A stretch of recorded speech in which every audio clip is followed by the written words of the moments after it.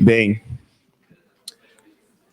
boa tarde. Então, vamos dar sequência às atividades desse simpósio, com a mesa de número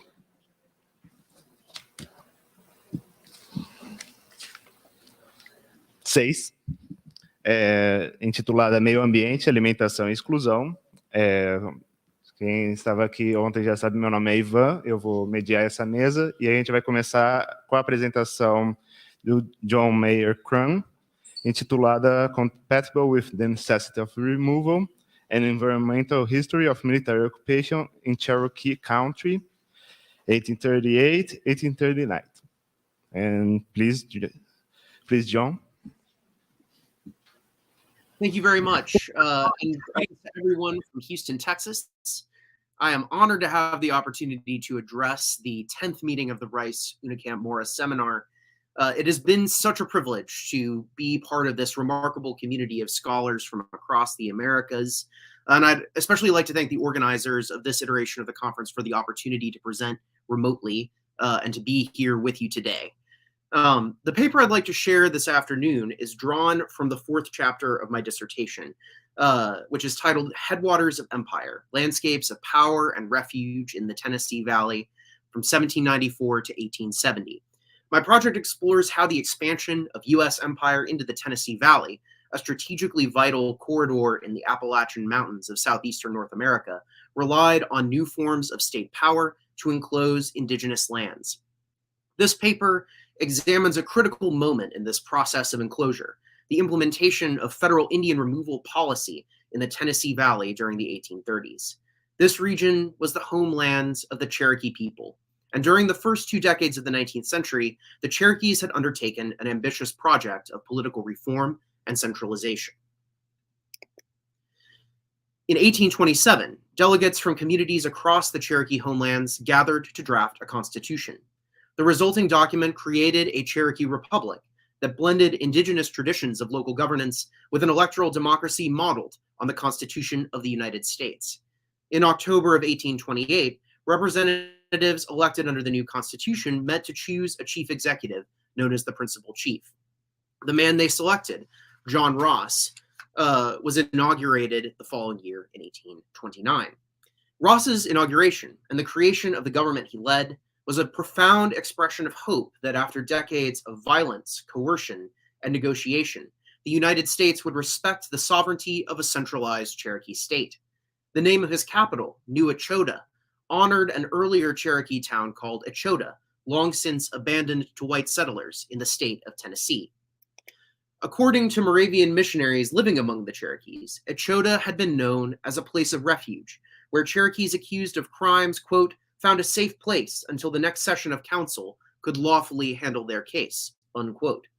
The establishment of a new Echota enacted the Cherokees' desire to find refuge in their homelands and embodied their faith that a lawful government, steeped in the constitutional rhetoric of the Age of Revolutions, could protect them from the encroachments of settler colonialism.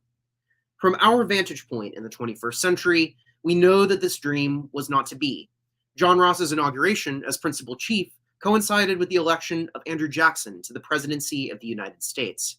Jackson, a general who had risen to national prominence by fighting wars against indigenous peoples and cheating them out of their lands, was an advocate for a policy he termed Indian removal.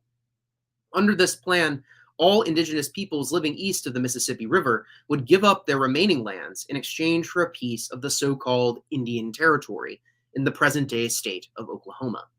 In the decade that followed Jackson's election, his plans for this forced migration, framed in humanitarian rhetoric, came to pass. The federal government forced fledgling indigenous republics to dismantle their communities and reassemble them in an unfamiliar place. Outside of a few pockets of fierce resistance, federal authorities had deported the majority of indigenous peoples east of the Mississippi by 1840. This paper explores how this process of dispossession played out on the ground in Cherokee communities of southern Appalachia between 1828 and 1838. The contours of the political debate over Jackson's policy are well documented, and the migration itself known to the Cherokees and in popular memory as the Trail of Tears, is broadly understood as a pivotal event in the early history of the United States. This paper examines this critical period from a different perspective, before large-scale forced migration to the West began, and at the local level. This approach contributes to an emerging historiography that explores removal as a much longer and more complex process that unfolded in the decades between U.S. independence and Jackson's rise to power. Recent works by historians including Claudio Sant, Samantha Seeley, and John Michael Witkin have shown that plans to resettle indigenous peoples west of the Appalachian Mountains and enclose their lands predated American independence and unfolded at intersections of economic and political power, evolving through trial and error throughout the 18th and into the 19th century. Witkin has described these designs as, quote, a political economy of plunder, end quote, a legal mechanism that linked state formation to economic production and indigenous dispossession. My examination of how this political economy of plunder took shape at the local level in southern Appalachia has led me to take Witkin's argument a step further. In this historiography of dispossession, the object of imperial designs, the material thing that settlers wanted to cleave from indigenous communities, is still identified as land or homelands, what Witkin calls, quote, their most valuable resource, end quote. The term acts as a powerful shorthand in this context, simultaneously representing political territory and economic resources. However, indigenous peoples, including the Cherokees, had a different framework for interpreting relationships between political communities, human societies, and the non-human world. Even as the Cherokees participated in the commerce of the Atlantic world, traditions of communal ownership and reciprocity continued to shape life in the Tennessee Valley. Schemes for Cherokee removal depended on negating these traditions of communal ownership and reciprocity. In other words, indigenous landscapes had to be measured, identified, and recreated as a fungible, legally bounded commodity that reduced complex ecosystems to extractable units of exchange. The process of dispossession was also a process of ecological simplification, commodification, and enclosure. The political economy of plunder was also a political ecology of plunder. To complete this process of enclosure in Cherokee country, agents of an expanding U.S. empire had to disrupt and dismantle the emerging Cherokee state. The Cherokee state was designed to present further cessions of Cherokee territory by preserving traditions of collective ownership. As Brother Abraham Steiner, a Protestant missionary living in the Cherokee Nation, explained, quote, private property is safeguarded together with the improvements made on cultivated land. The land itself, however, is not private property. It is the property of the nation. No individual holds a piece of it in fee, but all are tenants in common. Everyone may sell improvements made on his plantation to anyone else who lives within the nation and is recognized by it, but not the land itself. No private rights can be obtained to landed properties, end quote. By adopting a legal and constitutional framework for preserving collective ownership, Cherokee leaders hoped to prevent the enclosure of Cherokee lands through the system of treaties and individual sales that had been gradually diminishing their territory since the 1790s. In order to overcome these claims, champions of the removal policy developed strategies to disrupt collective ownership by persistently undermining the sovereignty and authority of the Cherokee state. In the decade between 1828 and 1838, they strategically deployed settlers, facilitated extrajudicial violence, disrupted Cherokee agricultural practices, and used military force to seize space and control movement across it. This process unfolded in 4 stages: the extension of state sovereignty, the expropriation of Cherokee lands at the hands of state governments, a campaign to encourage voluntary immigration, and a military occupation that incarcerated Cherokee families to prepare them for deportation. In the rest of our time together today, I'd like to briefly review each of these stages in the development of this intensifying regime of expropriation. The first stage of Cherokee dispossession spanned from 1827 to 1831, as legislators in the state of Georgia leveraged the rhetoric of federalism to challenge Cherokee sovereignty, renew settler violence, and enlist the help of the federal government in claiming what their leaders referred to as the state's chartered limits. In 1829, the Georgia State Assembly passed its first extension law, which declared the laws of the Cherokee Nation null and void as of June 1st, 1830. The laws claim to extend state government sovereignty over counties bordering the Cherokee Nation into that territory. and annexed Cherokee lands. The extension laws were obvious usurpations of federal authority over Indian affairs, but Georgia legislators bet, correctly as it turned out, that the incoming Jackson administration would not risk conflict with the states to protect indigenous sovereignty. The extension laws began a cycle of trespassing, retaliation, intrusion, and theft that made the 3 Cherokee districts that bordered Georgia dangerous places to be. The discovery of gold in this region during the 1820s acted as an accelerant for a surge in intrusions and created favorable conditions for violent disputes and confrontations. Federal troops garrisoned in the region did their best to honor the terms of earlier treaties and stem the tide of unauthorized migrants. But in 1830, President Jackson acquiesced to pressure from the Georgians and withdrew federal forces. That same year, in the name of protecting the region's gold mines, Georgia Governor George Gilmer manned the region's former federal garrison with a quasi-official militia known as the Georgia Guard, which terrorized the countryside, arrested missionaries, spied on Cherokee leaders, and wreaked unaccountable havoc. The presence of Georgia militiamen within the Cherokee Nation thoroughly disrupted Cherokee governance and created a legal framework for ongoing plunder. The second stage of this enclosure spanned from 1831 to 1836, as the passage of the Indian Removal Act and Jackson's refusal to enforce Supreme Court decisions in favor of the Cherokees cut off avenues for legal redress and enshrined forced deportation as federal policy. In 1832, Georgia initiated the process of selling Cherokee lands out from under their occupants, surveying Cherokee farms and distributing them in a land lottery. Under Georgia law, winners of these plots, so-called fortunate drawers, were supposed to wait for treaty negotiators to reach an agreement with the Cherokees before they claimed their farms. But unsurprisingly, not all fortunate drawers were patient enough to wait for legal authorization. With the protection of the Georgia Guard, settlers drove Cherokee families from farms they claimed as their own. These displaced families sought refuge across the Georgia state line in the neighboring states of Tennessee and Alabama, but those states passed their own extension laws, initiating the same process of expropriation.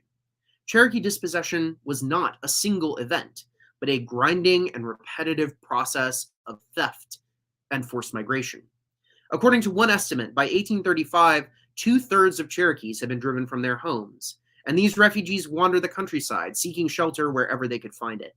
Without the manpower and capital needed to drive off the thieves or assert their legal rights, or the protection of the federal government, the Cherokee state could not disrupt this pattern of legally sanctioned theft.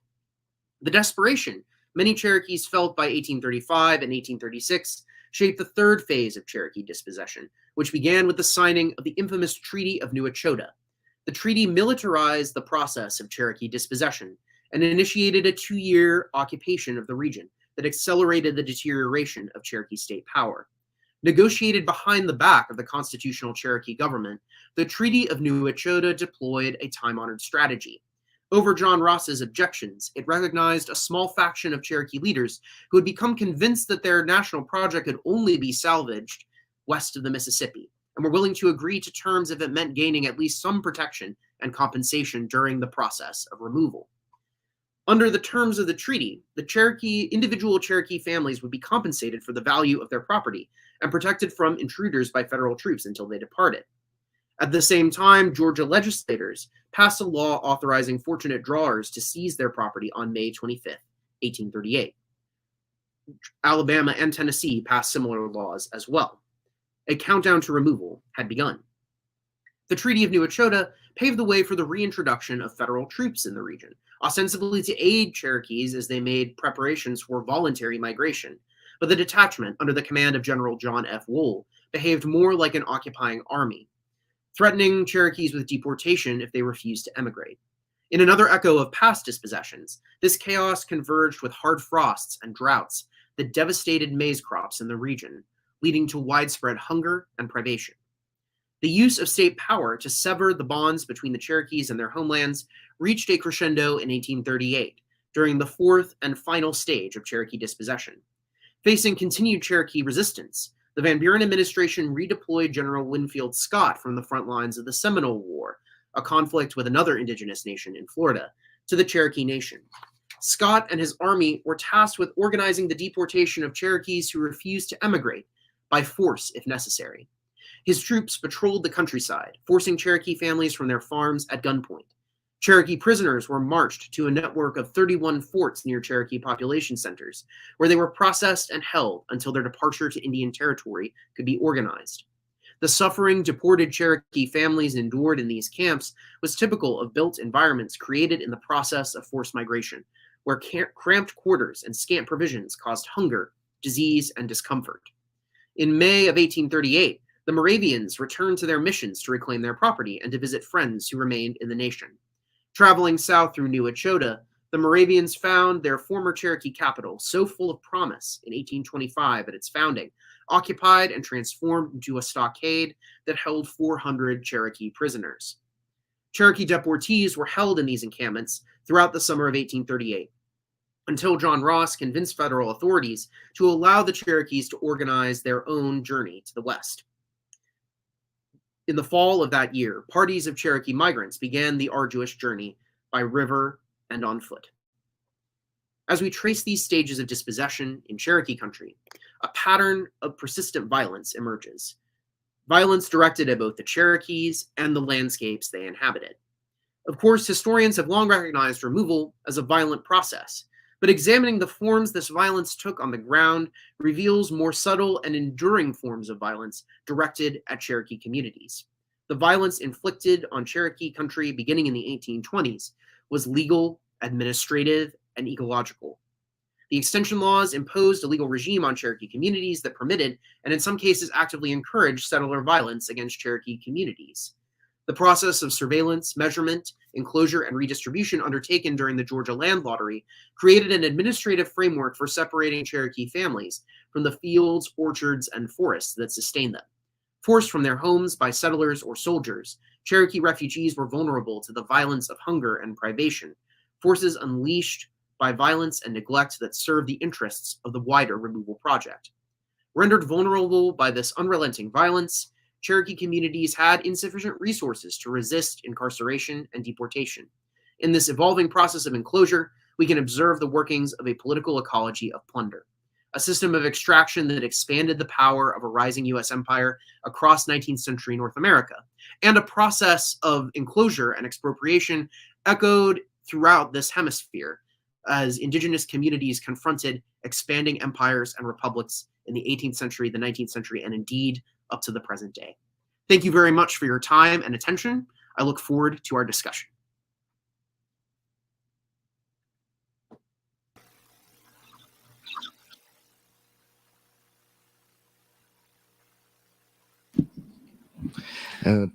Thank you, John.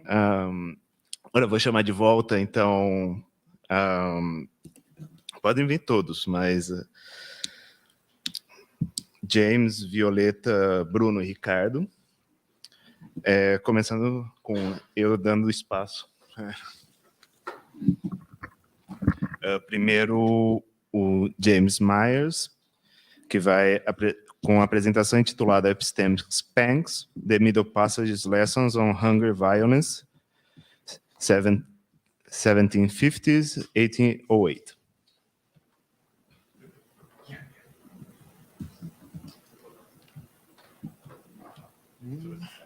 Sim, senta ali.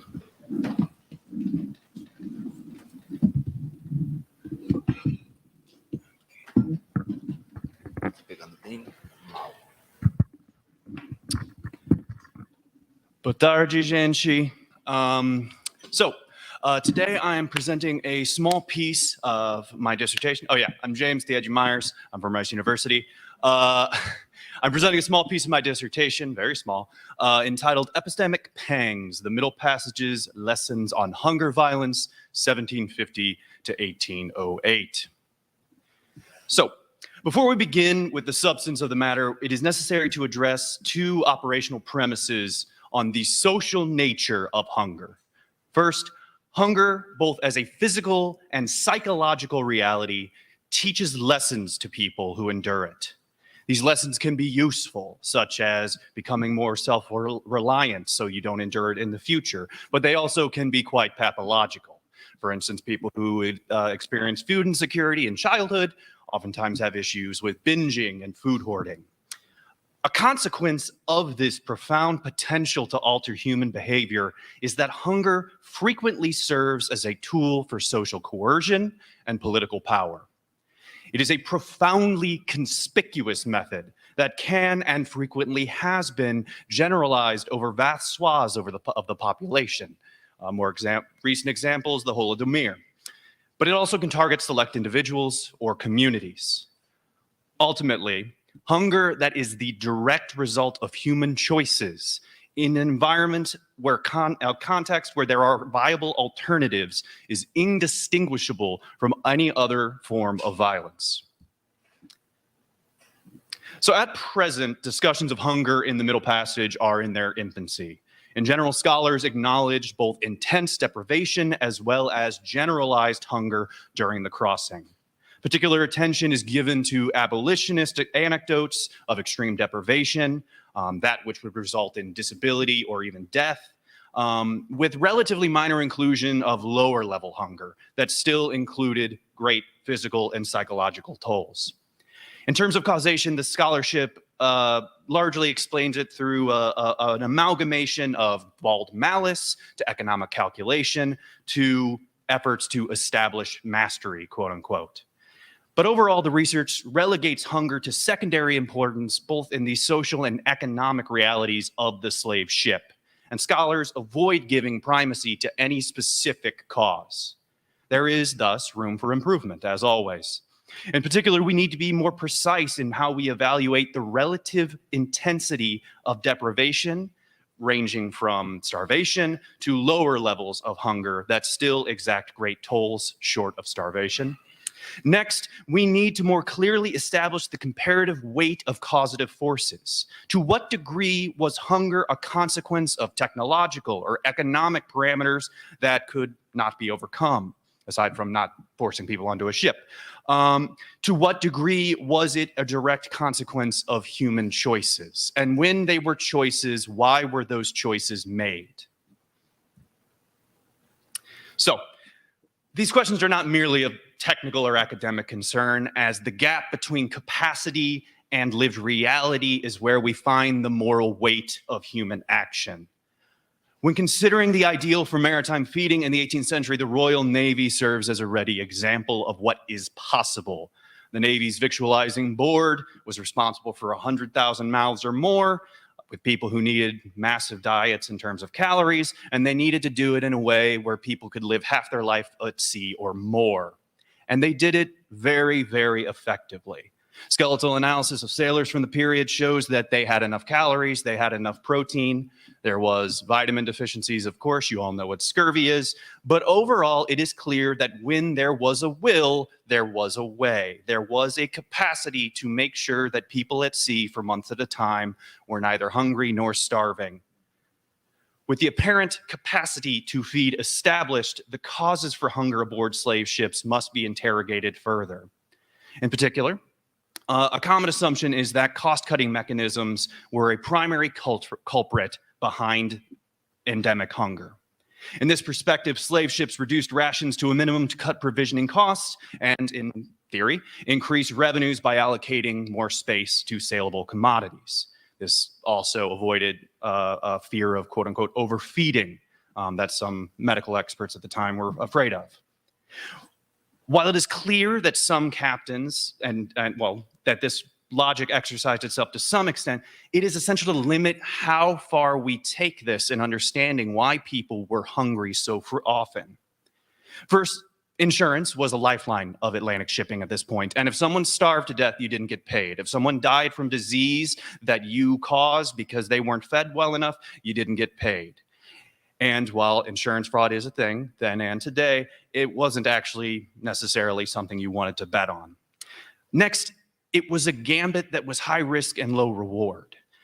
An enslaved person, the enslaved population of a ship represented 80 to 90% of the profit potential of any slaving ship, while food, single digits in terms of expenditures. You might save a little bit of money by cutting costs, but you are risking something dramatic in doing so.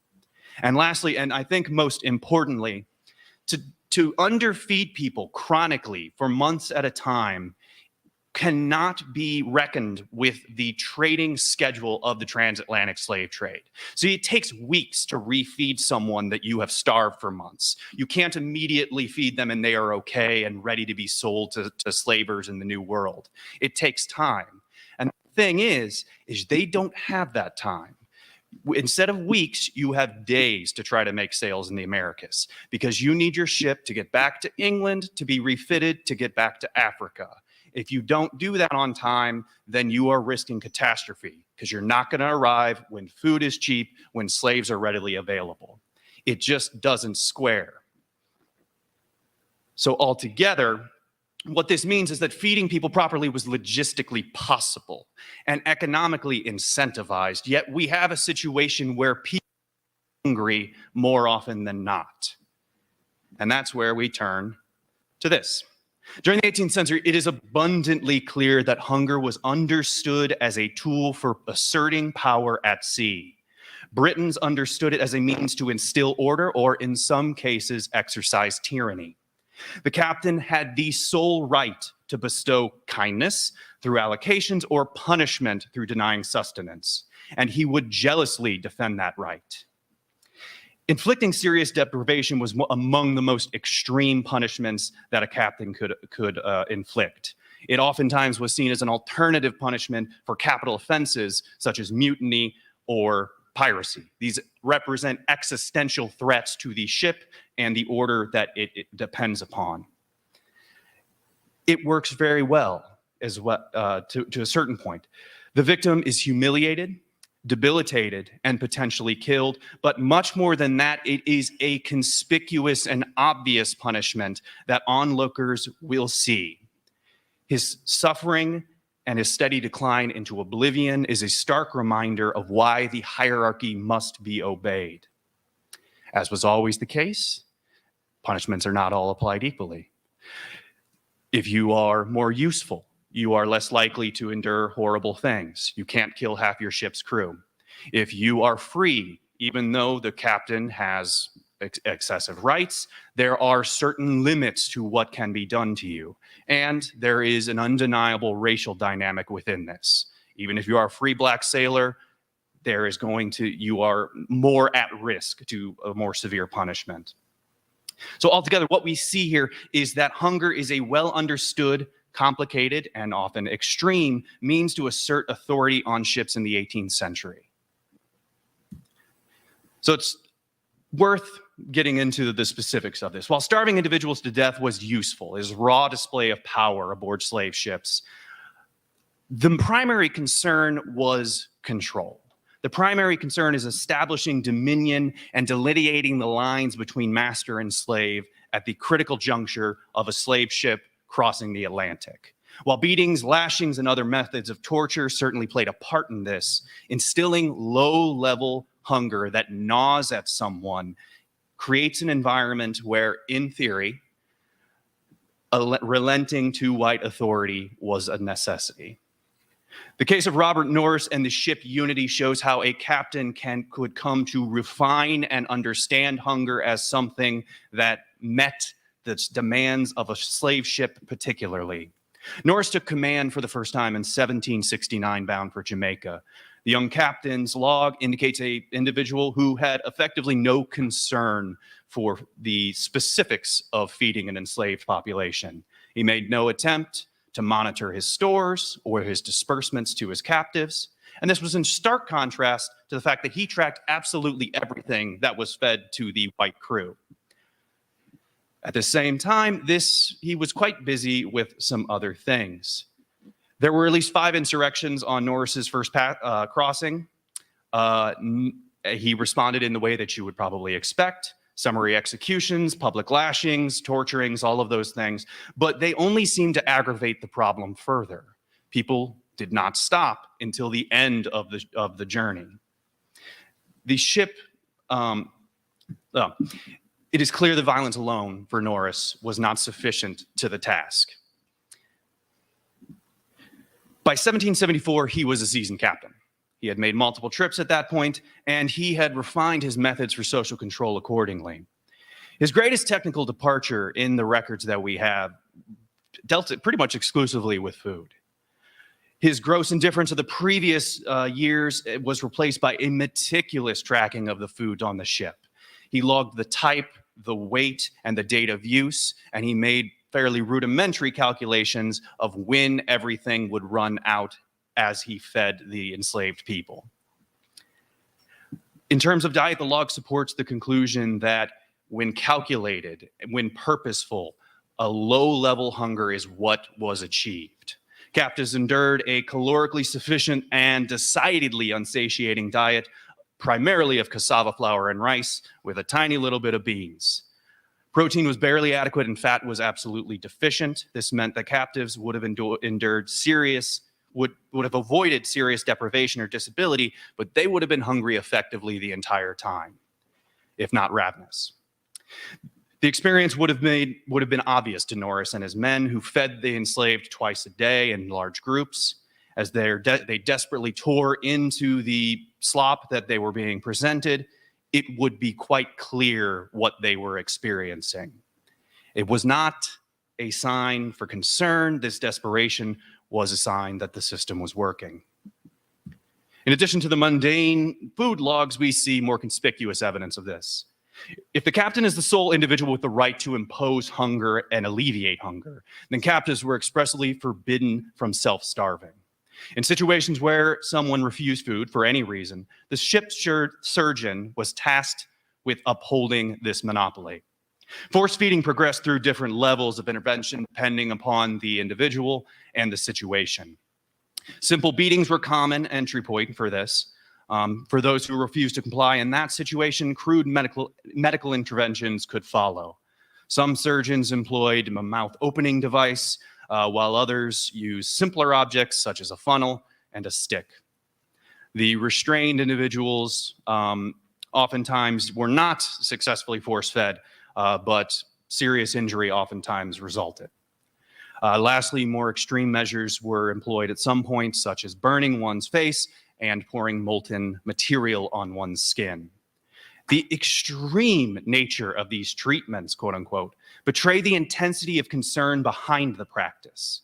The torture imposed on those who simply refused food was as extreme, and oftentimes more, than what a lot of the mutineers on the Unity in 1769 faced. Most of them were just beaten. Such retribution was seen as warranted because hunger was an essential method of maintaining the social hierarchy of a slave ship. And it was not, and this method was not to be usurped by captives. People were to be hungry, but only at the will of the captain who claimed dominion over them. Just as enslaved people were denied the right to feed themselves, so too were they denied the right to starve themselves. So, in conclusion, low-level hunger served specific social aims on the slave ship during the Middle Passage, establishing themselves, the captains, as the hand that feeds as well as the hand that can starve, delineated the line between slavery and freedom and between black and white. This system required expertise, of course, as the difference between low-level hunger and deprivation that risks disability and death is relatively minor, and it could veer into the latter to the detriment of the voyage.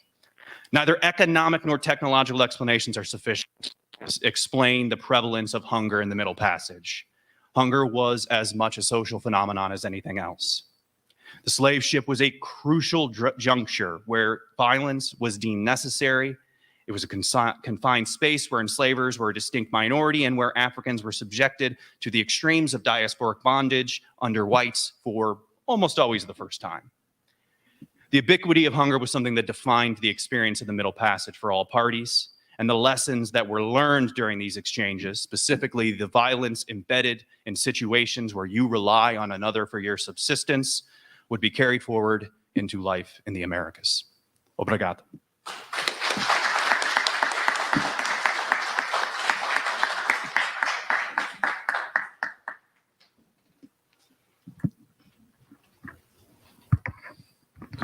Obrigado, James. Então, agora eu vou passar a palavra para a Violeta Romo Norquist, com a sua apresentação intitulada Suave, como amor, mamá, Cultura y consumo de ahorro en México durante las crisis de los años 70 y 80.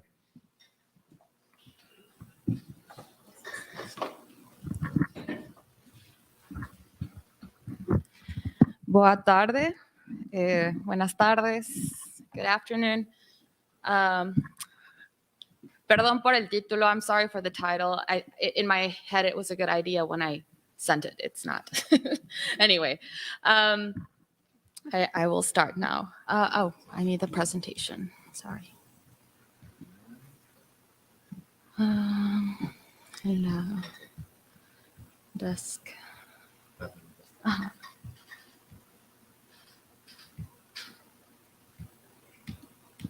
Sorry. No problem.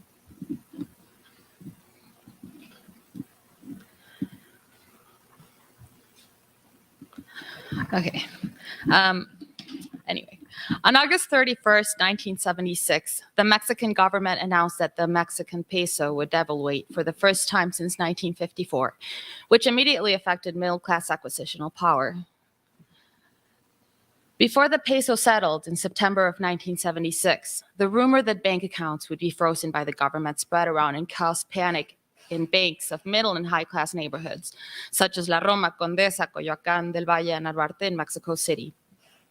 The instability of the peso, accompanied by inflation of prices, caused panic shopping. People ran to withdraw their savings and get food supplies. Meanwhile, poor neighborhood banks reportedly functioned normally, without the long lines to cash out or buy canned food. In this paper, my goal is to understand how the crisis was perceived by Mexican media and how, in that process, it was molded as an individualized problem that could be individually solved. According to the Advice Quena, a popular women's magazine delivered to its readers during the crisis. The advice was focused on consumption and thriftiness, which could be defined as a willingness to save an economy and spending, or as a quality of being careful with money or resources, especially by avoiding waste. Thriftiness became a necessary part of Mexican normality in 1976 when the crisis hit Mexican homes. Although the turning point was September 1st, 1976, during the whole decade, the middle classes that had been engrossed during the Mexican miracle witnessed the end of the economic growth boom and the birth of the neoliberal paradigm. The elites were reconfigured, and economic inequality grew by the day. Crisis became an everyday matter. Adjusting to this situation, women's magazines became places of advice for those searching for answers on how to save, either by suggesting cheaper ways to prepare a meal or how to keep track of spending. I begin with the idea that during a global and especially national crisis, the responsibility from the public discourse of economic stability fell on individual savings. To do this, I analyzed the way in which a crisis affected the middle-class Mexicans and the ways in which Quena advised readers. But inflation and economic crisis was not exclusively a Mexican problem. At the beginning of the decade, American newspapers also were reporting things like thieves blatantly running off with steaks that had been sizzling in an outdoor grill while the owner was inside fixing himself a martini. That's a quote. Others would grow their own produce and raise poultry in their backyards or rooftops to combat the rising food prices. Vegetarianism became a popular diet among those trying to save money by not buying meat. Solutions to hunger were sometimes creative. Tuna or liver casseroles with vegetables, for example. Other times, they were desperate. There are reports of this is also a quote, elderly persons on fixed incomes eating dog food during the food price crisis. Across the border in Tijuana, lower sugar prices would lure Americans into the city, but not without sparking some complaints. A Mexican shopper complained about the gringos opulentos that from across the border were pushing prices up and driving her family to the verge of starvation. Truth was that Mexican inflation was estimated by the end of 1974 at 22%, and the prices of basic foods such as beans, maize, cooking oil, or chicken increased by as much as 40%.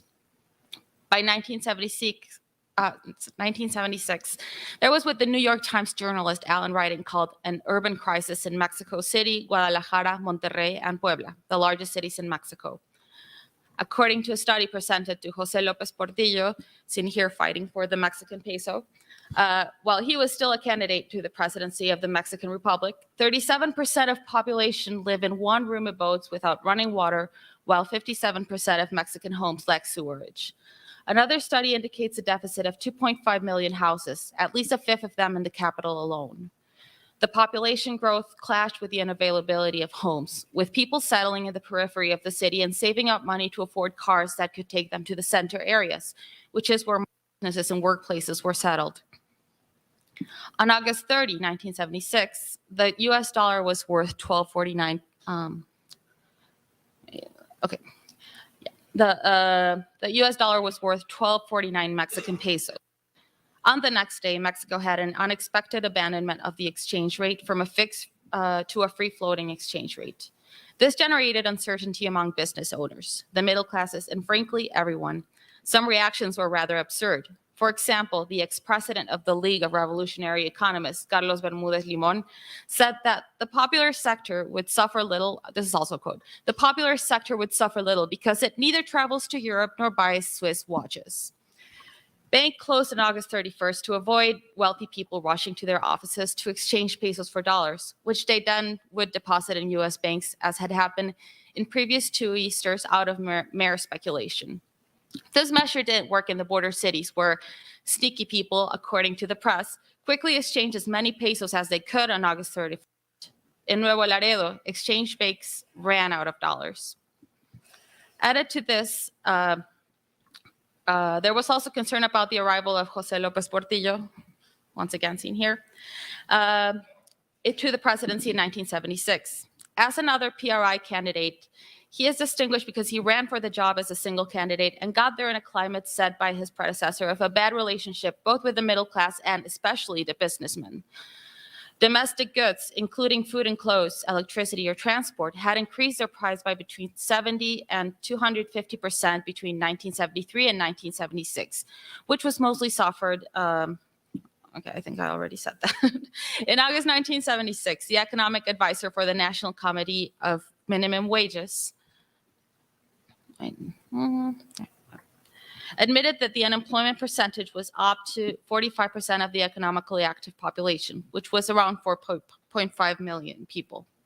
By October of 1976, an estimate of 600,000 Mexican workers lost their jobs. The increase in unemployment meant that 50% of the people were chronically jobless and a further 35% or more lived off occasional jobs.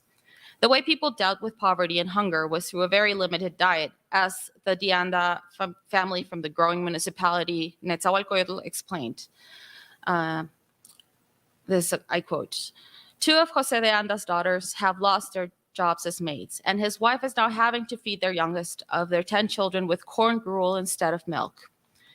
We're somehow making do," Mrs. De Anda said. "We're having chicken once a week, but most of the time it's rice, beans, and tortillas for us all, even the babies." End of quote.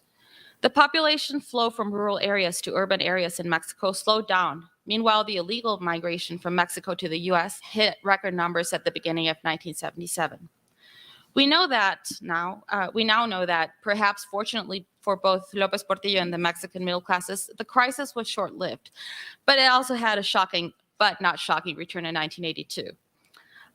For oil was discovered in 1977 and became the panacea for Mexican economy. Despite that, the 1970s crisis was horrifying and worrisome for Mexicans and was accompanied by a plethora of advice to make those hard-earned pesos stretch out. And the way it was presented by women's magazines made thriftiness represented as a love expression towards family. Mexico City, during the crisis, became a place of austerity following the devaluation of the Mexican peso, the inflation and higher taxes, and the belt-tightening for Mexico's middle classes.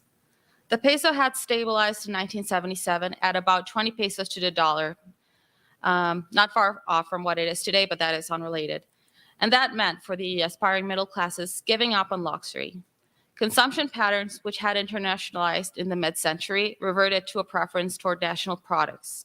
And I quote, "Imported liquor is also exorbitantly costly for Mexicans, and many are now switching from Scotch and Chateau Margaux to tequila and the local Los Reyes wine." Government officials, while applauding the measures taken by the government to float the peso, also placed responsibility in individuals by criticizing consumerism and mindless shopping. Mario Ramon Beteta, Secretary of Finance and Public Credit, during the devaluation, and seen in this picture not consuming luxury items, declared, even though more consumption is a social aspiration, if it is based on a solid demand and a wide purchasing power, I consider that practice a vice of capitalist societies.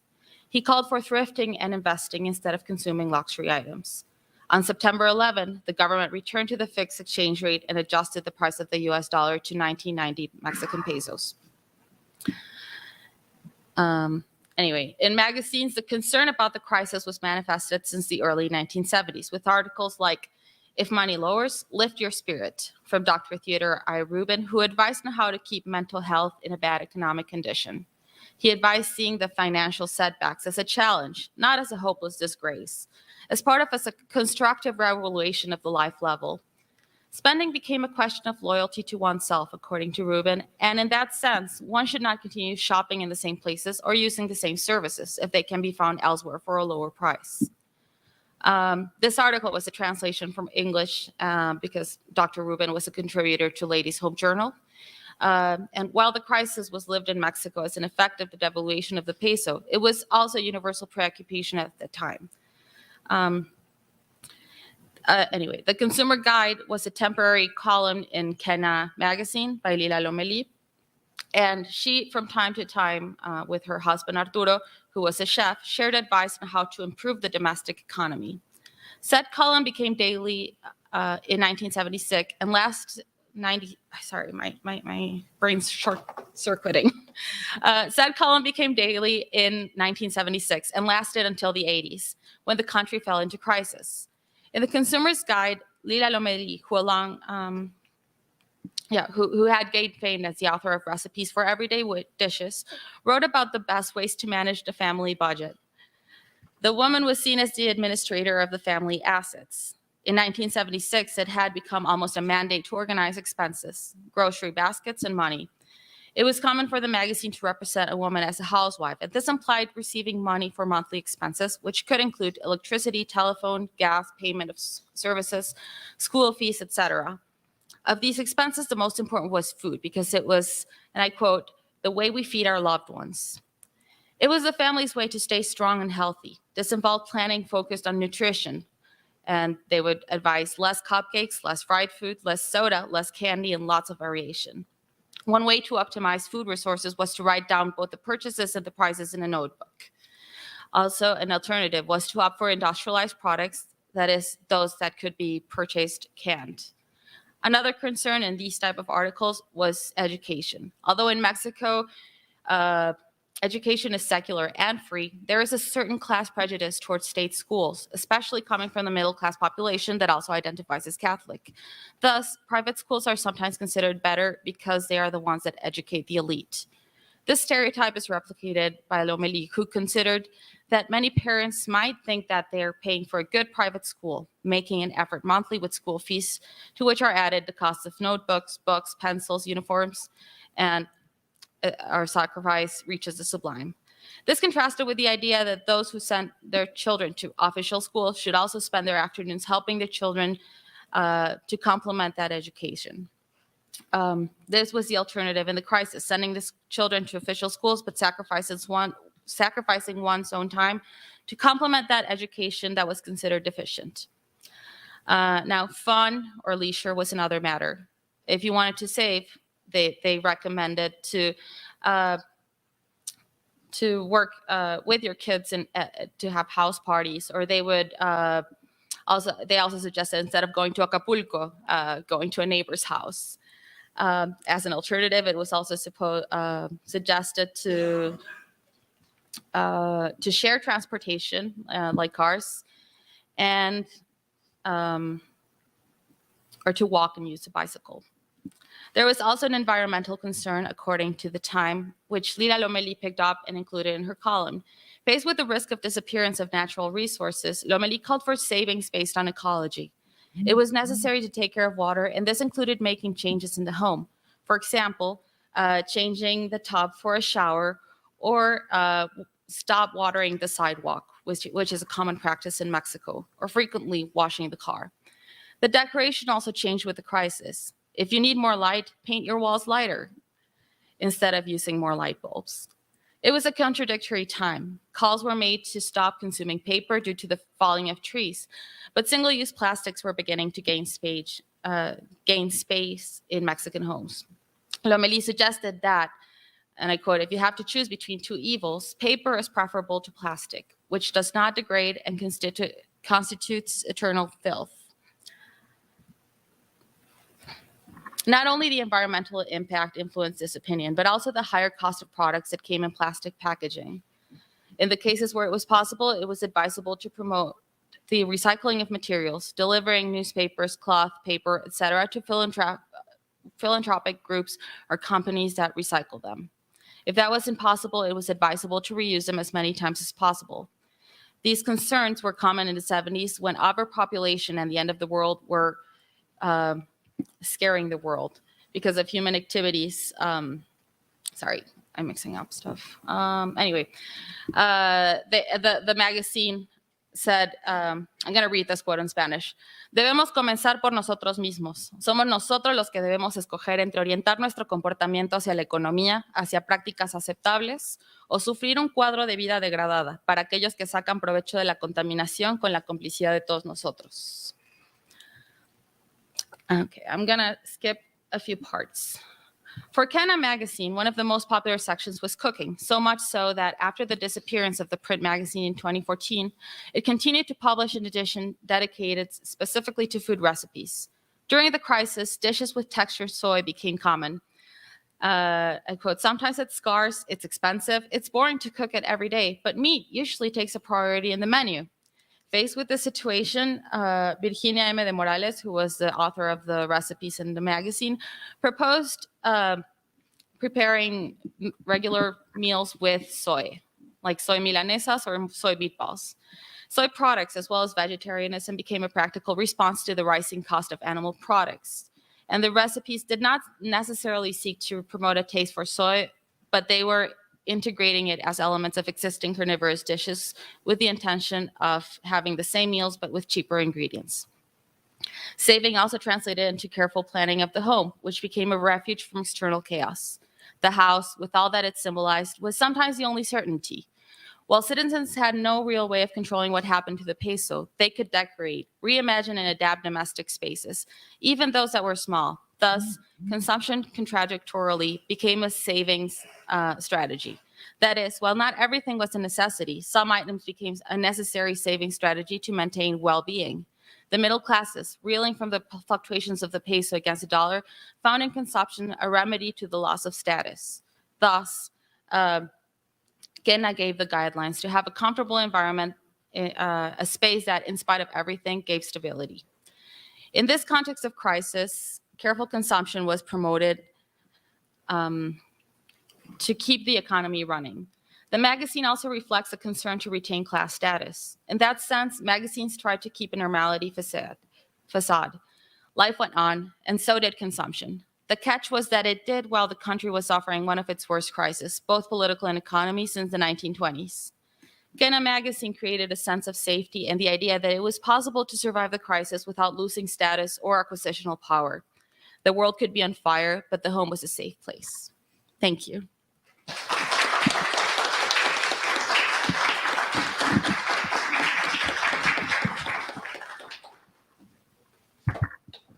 Thank you, Violeta. E agora, para encerrar a mesa, vamos ter a apresentação do Bruno Buccalon, intitulada A Man Resurrects a Forest, The Environmental Thinking of Raymundo Ottoni de Castro Maia, 1937-1968.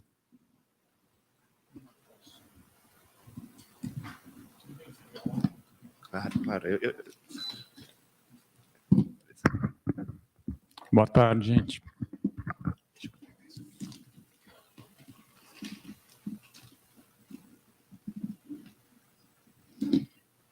So I will be speaking in Portuguese. I think my colleagues at Rice are already tired of me talking about this man, so they're not much losing much. Para los amigos que... ¿Cómo? Para los amigos de Mora, voy a tentar hablar despacio para que me comprenda, pero voy a hablar en portugués y los slides estarán en inglés. Bom, boa tarde, meu nome é Bruno Buccalon, eu sou doutorando em História na Universidade de Rice, sob a orientação da professora Ali da Metcalf, e participo do programa de duplo diploma aqui na Unicamp, com a orientação da professora Yaris Cavinato. Eu estudei arquitetura na graduação aqui no Brasil, e o programa de duplo diploma está sendo fundamental para a minha transição para a história, e principalmente para me apresentar as diferenças e semelhanças nas historiografias em português e inglês. Desde que eu cheguei em março desse ano, a interação aqui na Unicamp já me fez repensar várias coisas desse projeto, e pelo qual eu já agradeço aqui de antemão. Bom, o título da minha comunicação é uma referência a essa manchete de jornal do Globo de 15 de junho de 45, intitulado "Um homem ressuscita uma floresta". Nessa entrevista, o industrial Raymundo de Castro é apresentado ao público leitor como responsável por ressuscitar a Floresta da Tijuca, localizada na cidade do Rio de Janeiro, do abandono ao qual ela vinha sendo relegada nas décadas anteriores. A matéria apresenta essa renovação como uma amostra de como poderiam ser os parques nacionais brasileiros, debate que, como veremos, Maia tentava influenciar desde 1937. Membro da elite carioca, Maia se destacou enquanto colecionador de arte e mecenas, mas também teve atuação importante em associações e iniciativas que procuravam preservar uma certa paisagem da cidade do Rio de Janeiro. O meu objetivo hoje é discutir um aspecto menos explorado da sua biografia, que são as suas ideias sobre meio ambiente e, especificamente, desse redesenho da Floresta da Tijuca, as ideias dele sobre preservação de florestas e gestão de parques nacionais. O redesenho da Floresta da Tijuca, dirigido por Maia na década de 40, é um dos objetos da minha pesquisa de doutorado, que investiga a institucionalização do Parque Nacional da Tijuca ao longo do século XX. Nessa pesquisa eu procuro entender como as florestas do maciço da Tijuca se inseriram no processo de urbanização da cidade e como os discursos de proteção ambiental, que levaram à criação e tombamento do parque na década de 60, foram instrumentalizados nos debates sobre controle da paisagem, remoção de favelas, tudo que envolve os morros do Rio. Esse trabalho em andamento expande alguns dos temas que eu já apresentei no seminário do ano passado lá no Instituto Mora e traz um pouco da documentação a qual eu tive acesso no início desse mês nos museus Castro, no Arquivo Geral da Cidade, lá no Rio. Antes de, só para vocês terem uma visualização do que eu estou falando, quando eu comecei esse projeto, eu queria entender basicamente o que aconteceu da criação da Floresta da Tijuca em 1861, como decreto, como eu vou apresentar para vocês, até virar um parque nacional em 1960. Conforme eu fui olhando essa documentação, eu entendi que tinham dois momentos muito distintos abordados já pela historiografia, um no século XIX, que diz respeito aos administradores, que aqui estou representando como o Archer e o Scargnoli, que eu vou falar ao longo da apresentação, e o Castro Maia na década de 40. E aí eu, depois de me aproximar dessa historiografia, já tinha muita coisa publicada sobre o século XIX, decidi focar no século XX, e nesse período em que o Maia é ativo.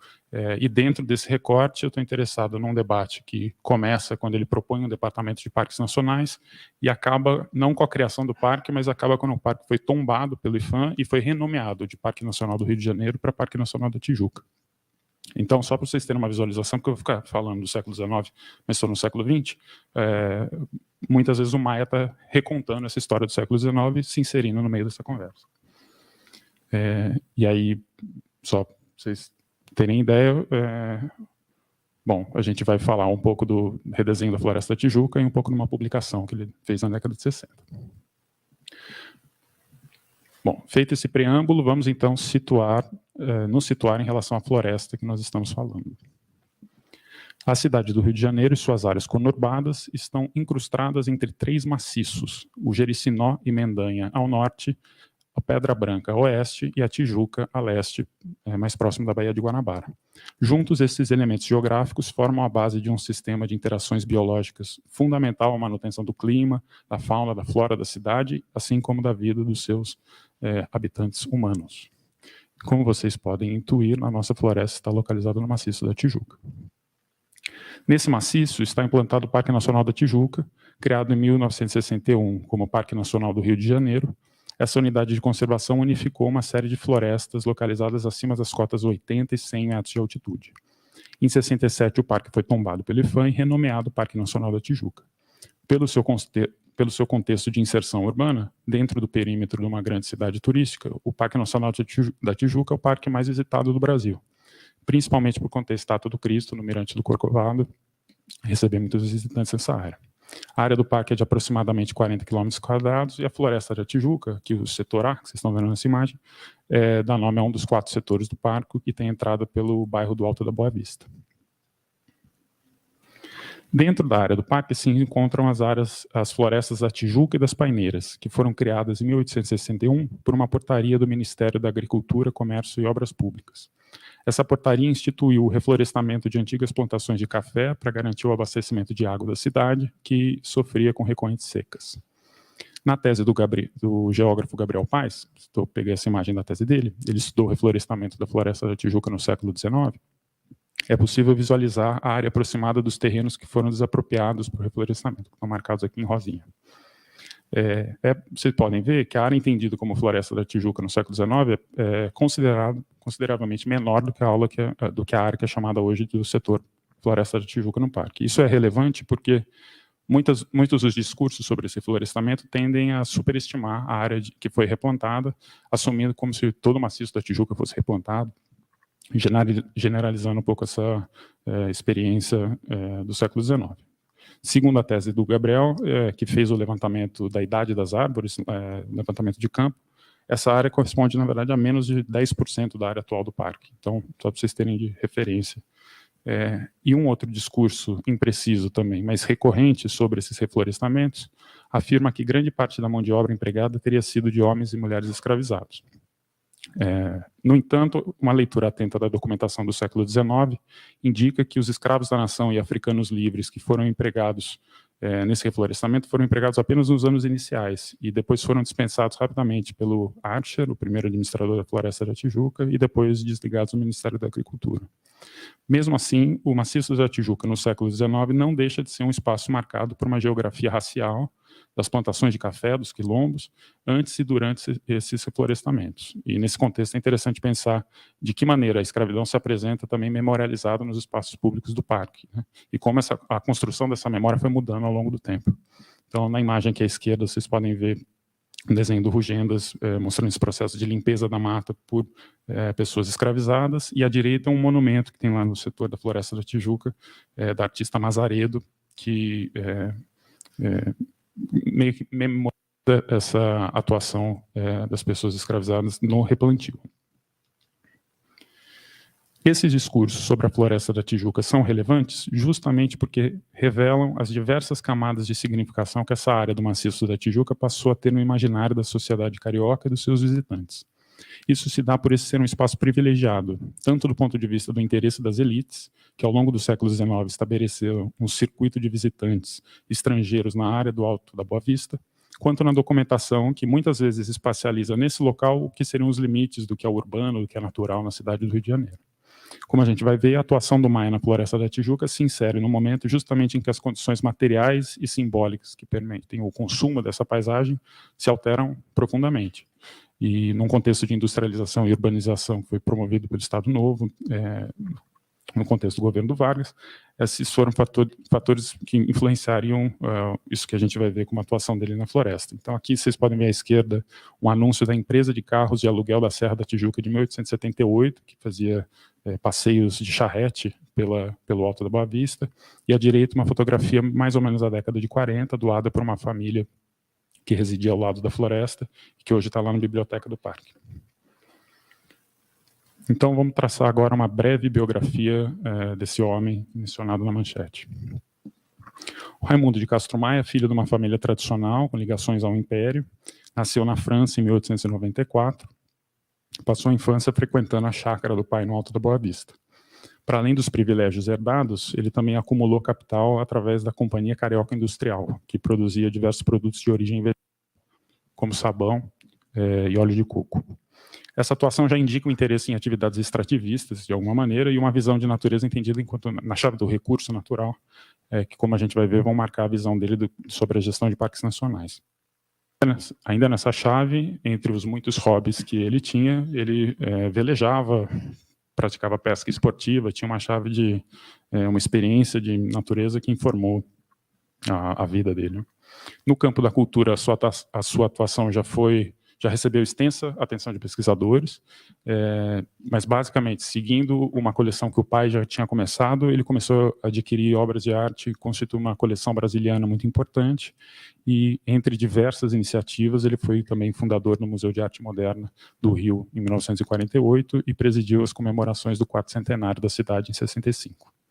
E eu destaco aqui que em 1940 ele recebeu grande destaque, né, por ter adquirido e repatriado as obras do Jean-Baptiste Debré, que são esses desenhos que de algum jeito informam muito o que a gente imagina sobre a escravidão no século XIX.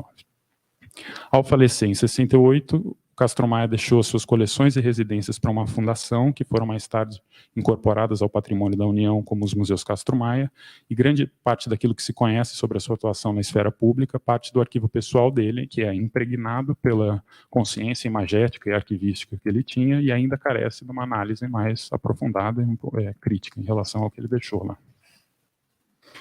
Qual foi o projeto de renovação da Floresta da Tijuca empreendido por Maia? O projeto se inseriu na agenda urbanística de viés rodoviário, executado por Henrique Dodsworth, prefeito do Distrito Federal indicado por Vargas durante a ditadura do Estado Novo, entre 37 e 45. Amigo pessoal de Maia, Dodsworth empreendeu a construção da Avenida Tijuca, ligando o bairro da Tijuca ao Alto da Boa Vista, como parte de uma grande reforma urbana, mesmo plano responsável pela abertura da Avenida Presidente Vargas. Também sobre a gestão dele que são criados os parques proletários provisórios, que é um momento que marca uma virada da relação do Estado com a relação das favelas, com o que é considerado o problema das favelas.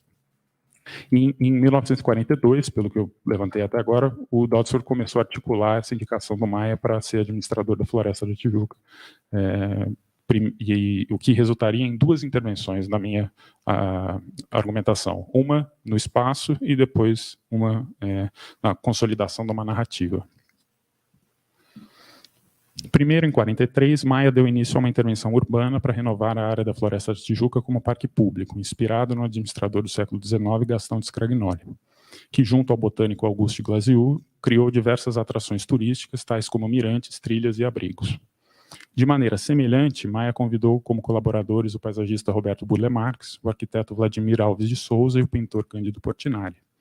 Com mão de obra de cerca de 60 trabalhadores que ele pagava pelo próprio bolso, Maia dirigiu a renovação de estradas, prédios e atrações turísticas, e nesse modelo de trabalho, ele mais tarde era reembolsado pela prefeitura, prestando conta dos gastos que ele teve.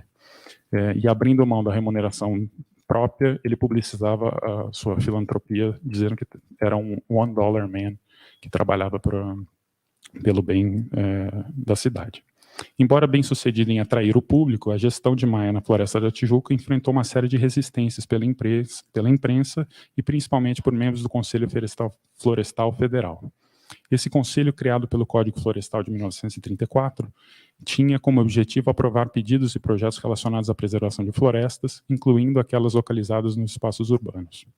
Maia enfrentou resistência de seus quadros desde 1937, ao propor inadvertidamente um projeto para a criação de um departamento de parques nacionais, inspirado na legislação argentina, mas sem lastro constitucional no Brasil. As disputas se seguiram nos anos seguintes, com constantes ataques aos interesses pessoais de Maia, principalmente em relação à proximidade da sua residência com os limites da floresta. Fruto também desses embates, ele renunciaria à administração em 1947. No entanto, ele continuou elaborando uma segunda intervenção, dessa vez na construção de uma narrativa histórica, partindo de documentação sobre a Floresta da Tijuca no século XIX. Maia completou esse projeto 2 décadas depois, publicando um livro na esteira das comemorações do 4º centenário, que ele também dirigiu e patrocinou. Misturando história, autopromoção, narrativa visual, o Maia usa palavras, desenhos, pinturas, fotografias, mapas para apresentar a Floresta da Tijuca a um público mais amplo, se inserindo na própria narrativa como um importante agente interessado na preservação das florestas e da paisagem carioca. Em sua rememorialização do reflorestamento, Maia argumenta que não foi o plantio, mas sim a criação de caminhos para a visitação que tornaram aquele espaço um verdadeiro parque. Nos rascunhos de seu livro, ele afirma: "E esta é a história da Floresta da Tijuca. Em memória destes homens, espero que respeitem o que eles fizeram e o que eu ressuscitei. pois não criei, por assim dizer, nada de novo, a não ser os portões que demarcam os limites. O resto foi reminiscência do passado que às vezes fantasiei. E complementa.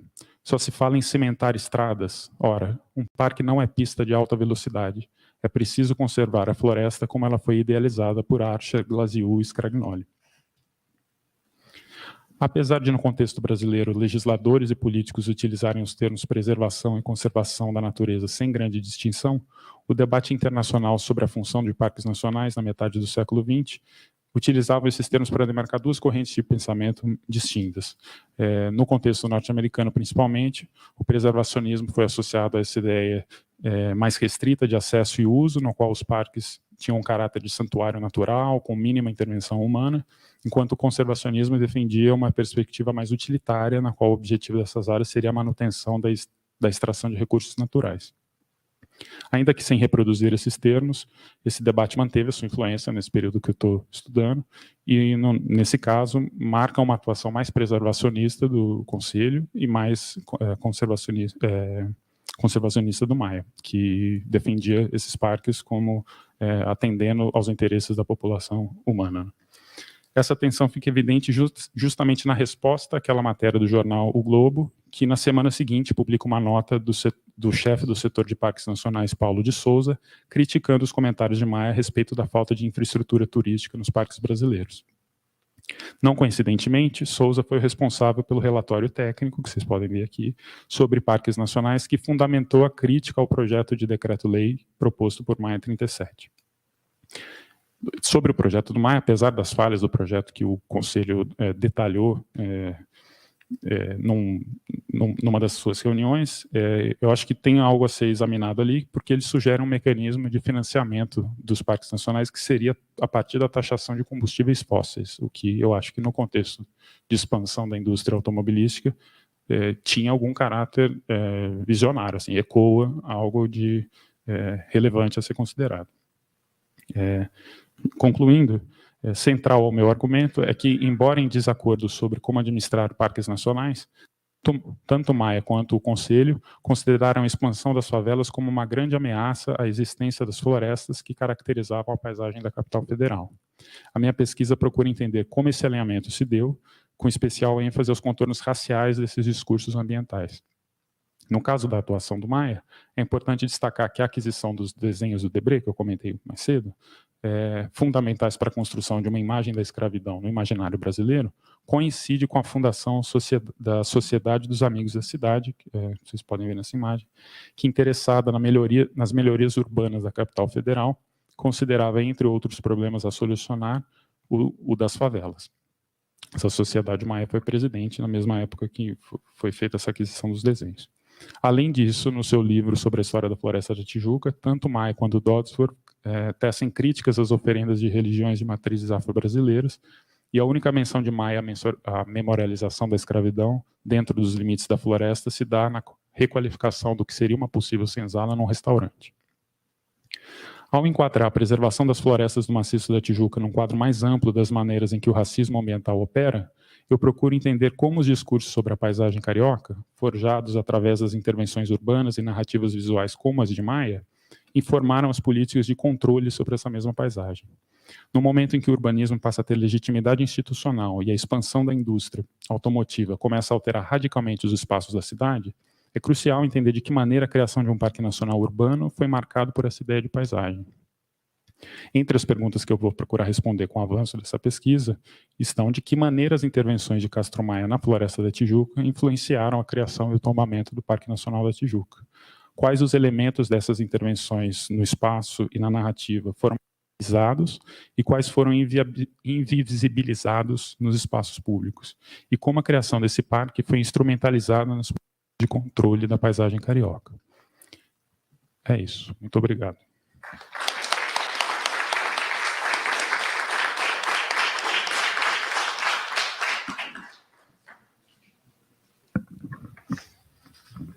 Tem outro aí. Obrigado, Bruno. Então, agora nós vamos passar a palavra para o comentador dessa mesa, que é o professor Ricardo Pirola. Hi, thank you very much, Ivan, and thank you very much for all the presentations. The four presentations are very interesting, and I'm sure that your research project will result in a very original doctoral thesis. It was a pleasure to read your papers. And I'm going to comment these four panels separately. So I will start with John Crum paper, and then I will follow the same order, and then James Judge Myers, Violeta Romo, and Bruno Buccalon. Well, so Crum's work analyzes the process of expulsion of Cherokee from their territory in the east of Mississippi River to the present-day state of Oklahoma. The process of expulsion of the Cherokee mixed the use of military forces, military state forces, federal forces, militia forces, and the distribution of the land of the indigenous territory to white settlers, among other things. His paper is very interesting, the way he is describing the whole process that started in the middle 30s, 1830s, and at the end of the end of the decade of 1830 with the federal intervention. John Crum's paper show us the whole process. Now, he talked about the creation of political and legal intervention, and the way the government used the judiciary and to expel the Cherokee from their territories, and it's very interesting the way he's doing. So my question is, it is about the idea of environmental history. And what I want you to tell us, John, is why it's an environmental history. It seems, why are you telling us that it is also an environmental history? In your paper, I would like you to see it a little bit more in your paper, and understand why you're telling us that that's the case. That's why. What do you mean for ecological violence? And would you like you to give us some examples of that? Your case, this case of your paper reminds me what happened in Brazil at the beginning of this year, when the press revealed the case of the Yanomami indigenous people. And it was very, at the beginning of this year, we could know that during the Bolsonaro's government, he gave to the miners, he authorized the miners to go through the territory of the Yanomami indigenous to explore gold mines, and they used especially mercury in the rivers, and it was fatal for the indigenous. They polluted the rivers, which was fatal to the Yanomamis. The rivers were the fount of water for drink and for the production of the manioc. So it was a way of controlling the environment sources, and that affected very much the indigenous population. So I'm asking you if it's possible for you to tell us a little bit more, to give us some example that is related to it, that could dialogue to this situation. About James Judge Myers, his work shows how slave traders adopted a rational policy of starvation on slave ship. On the one hand, for the merchants, it was not economically interesting the death of the enslaved caused by hunger. On the other hand, the merchants were not interested in using a large part of their profit to feed the enslaved. Thus, they made a balanced equation between hunger and the distribution of food. His work brings a original argument by demonstrating how food control served to inflict suffering on both enslaved and free workers, depriving the rebels of food. That is, food control played a role like whipping to keep enslaved people pacified on board the slave ship. So my question is about the campaign to abolish the slave trade, and if it impacted somehow the food diet inside the slave ship. I mean, still in the when the commerce of slaves was legal. Now, after it became legal, we know that the conditions inside the slave ship deteriorate a little hard. So I want to know if during the campaign, so during the end of 18th century, if that impacted inside the food diet inside the slave ship. And also, I'm interested to know if there were significant changes in societies in the coast, especially in their economic organization aiming the production of goods, especially food, to the Atlantic slave trade. So how it was impacted by the slave trade? How did it change the production of food to the slave trade? The papers, now I'm going to talk about the Violeta Romo paper. And about Violeta's work, what strikes the attention of a Brazilian reader initially is how the recent history of Mexico is similar to that of Brazil, especially the way in which economic crisis affected the daily lives of the poor and middle class. And also it is similar the way in which the press plays an important role in transforming a collective issue, like economic crisis, into an individual problem. Indeed, this is the central argument reading Can magazine. So, Violeta's article shows how Can magazine, a publication whose readers were middle-class female, conveyed the idea that the economic crisis was an individual problem. And therefore, the solution to the crisis should be sought individually. Her work analyzes a specific column in Can magazine entitled The Consumer's Guide, written by Lila Lomeli and her husband. The column presented tips on how to improve domestic economy, save money on daily activities, and how to decorate the house.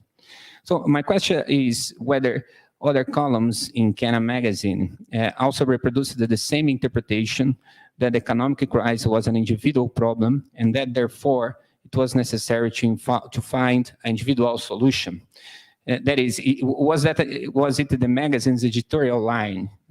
And how this column dialogue between two other columns or other parts of that magazine? Are they are following the same editorial line, or it's possible to find some difference between them? And also, I want to ask you if you have tried to analyze the publications of this magazine hand to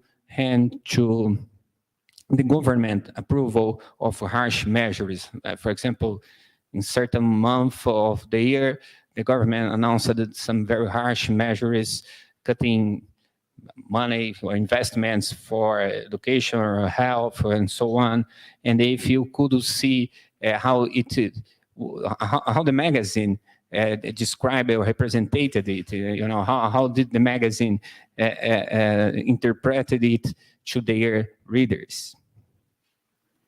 And finally, the last one to Bruno Buccalon. Bruno's work analyzes the Castro Maya ideas and proposals for Tijuca Park management. His analysis encompasses different fields of studies such as history, architecture, and art. It is a very interesting work, but what I want to know is that reading your text, Bruno, I got the impression that there was a tension between Tijuca and the Black community in Rio de Janeiro in the first half of 20th century.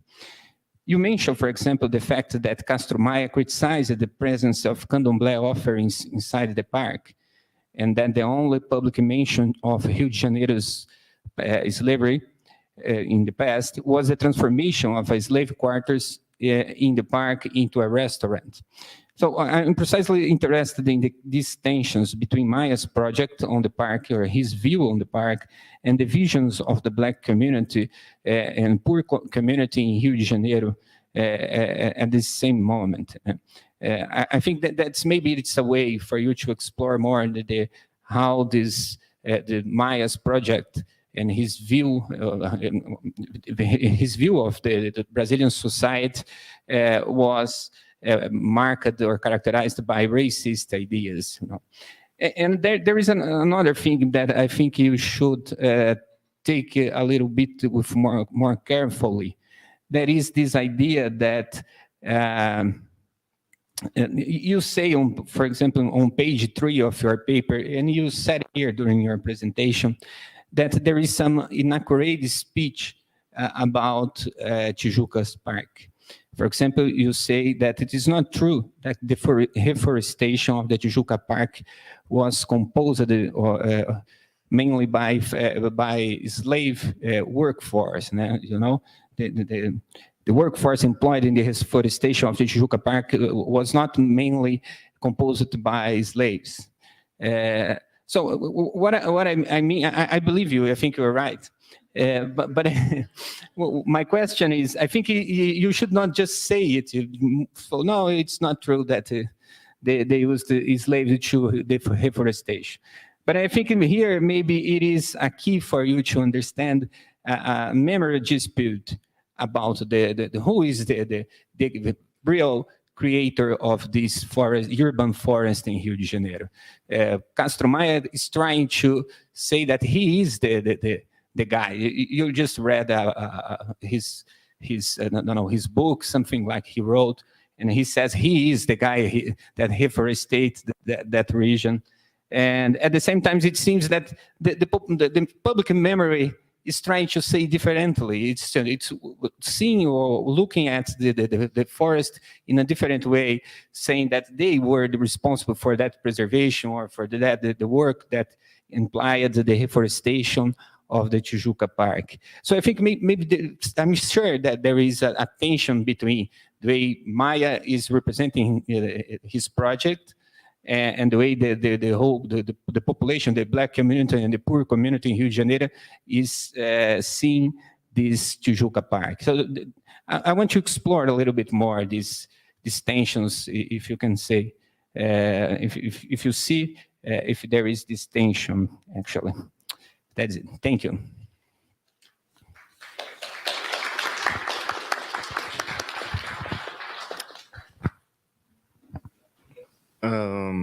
Well, before I go to the public, we go back to the panelists who comments Ricardo's notes, and beginning with John.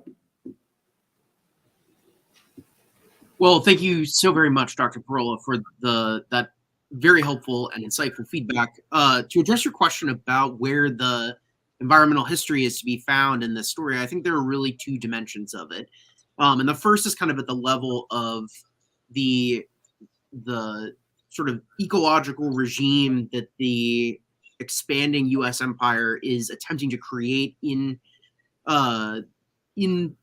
this land that they're expropriating from the Cherokee Nation. I think we see, in this critical decade during the 1830s, this long-running conflict between this regime that's based on identifying land as a privately held, measurable, easily divided and sold commodity, a commodification, a simplification of these complex ecological systems, and an evolving Cherokee way of understanding and interacting with the environment that emphasizes collectivity, communal ownership, and reciprocity. Now, the transformation of that idea in Cherokee country is part of a much larger picture. I talked a bit about how that principle of collective ownership manifested itself in the Cherokee Constitution of 1827 today, and that itself was the development of developed out of a longer process of changing indigenous attitudes about the environment. But nevertheless,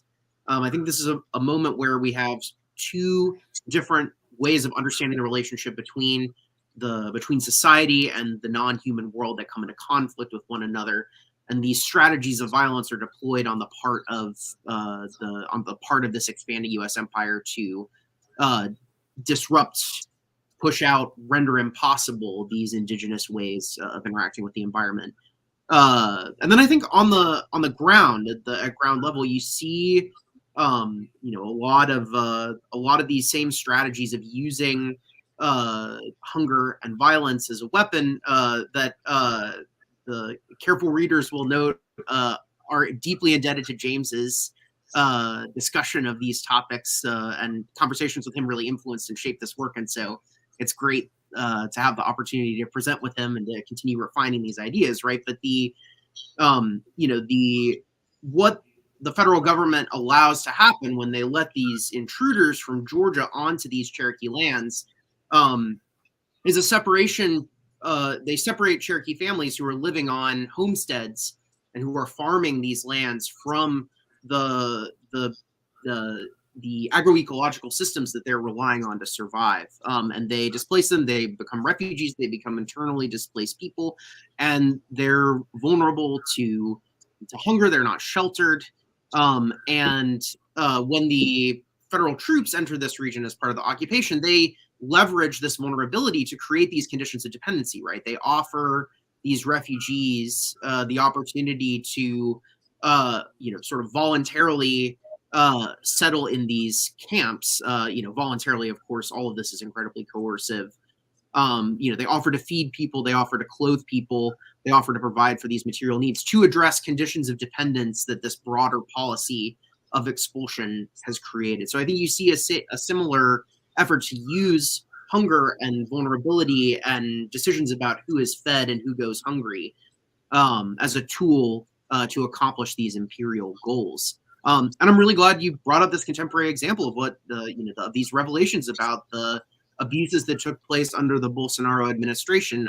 I think it's really important to recognize that the story of what happened in the United States in the 1830s as sort of U.S. empire expanded in this region. This phenomenon is not consigned to the past. These are we are living in an extractive world ecology that is designed to draw these resources from the land, from the non-human world, and that is actively hostile to anything that stands in the way of that. And so these indigenous communities are still with us. The Cherokee Nation is still with us. These indigenous communities throughout the Americas are still with us, and they are still vulnerable to these systems of violence and extraction. So I'm very glad that you called attention to that, and I really see this as part of an ongoing story at the foundations of the ecological crisis that we're currently experiencing.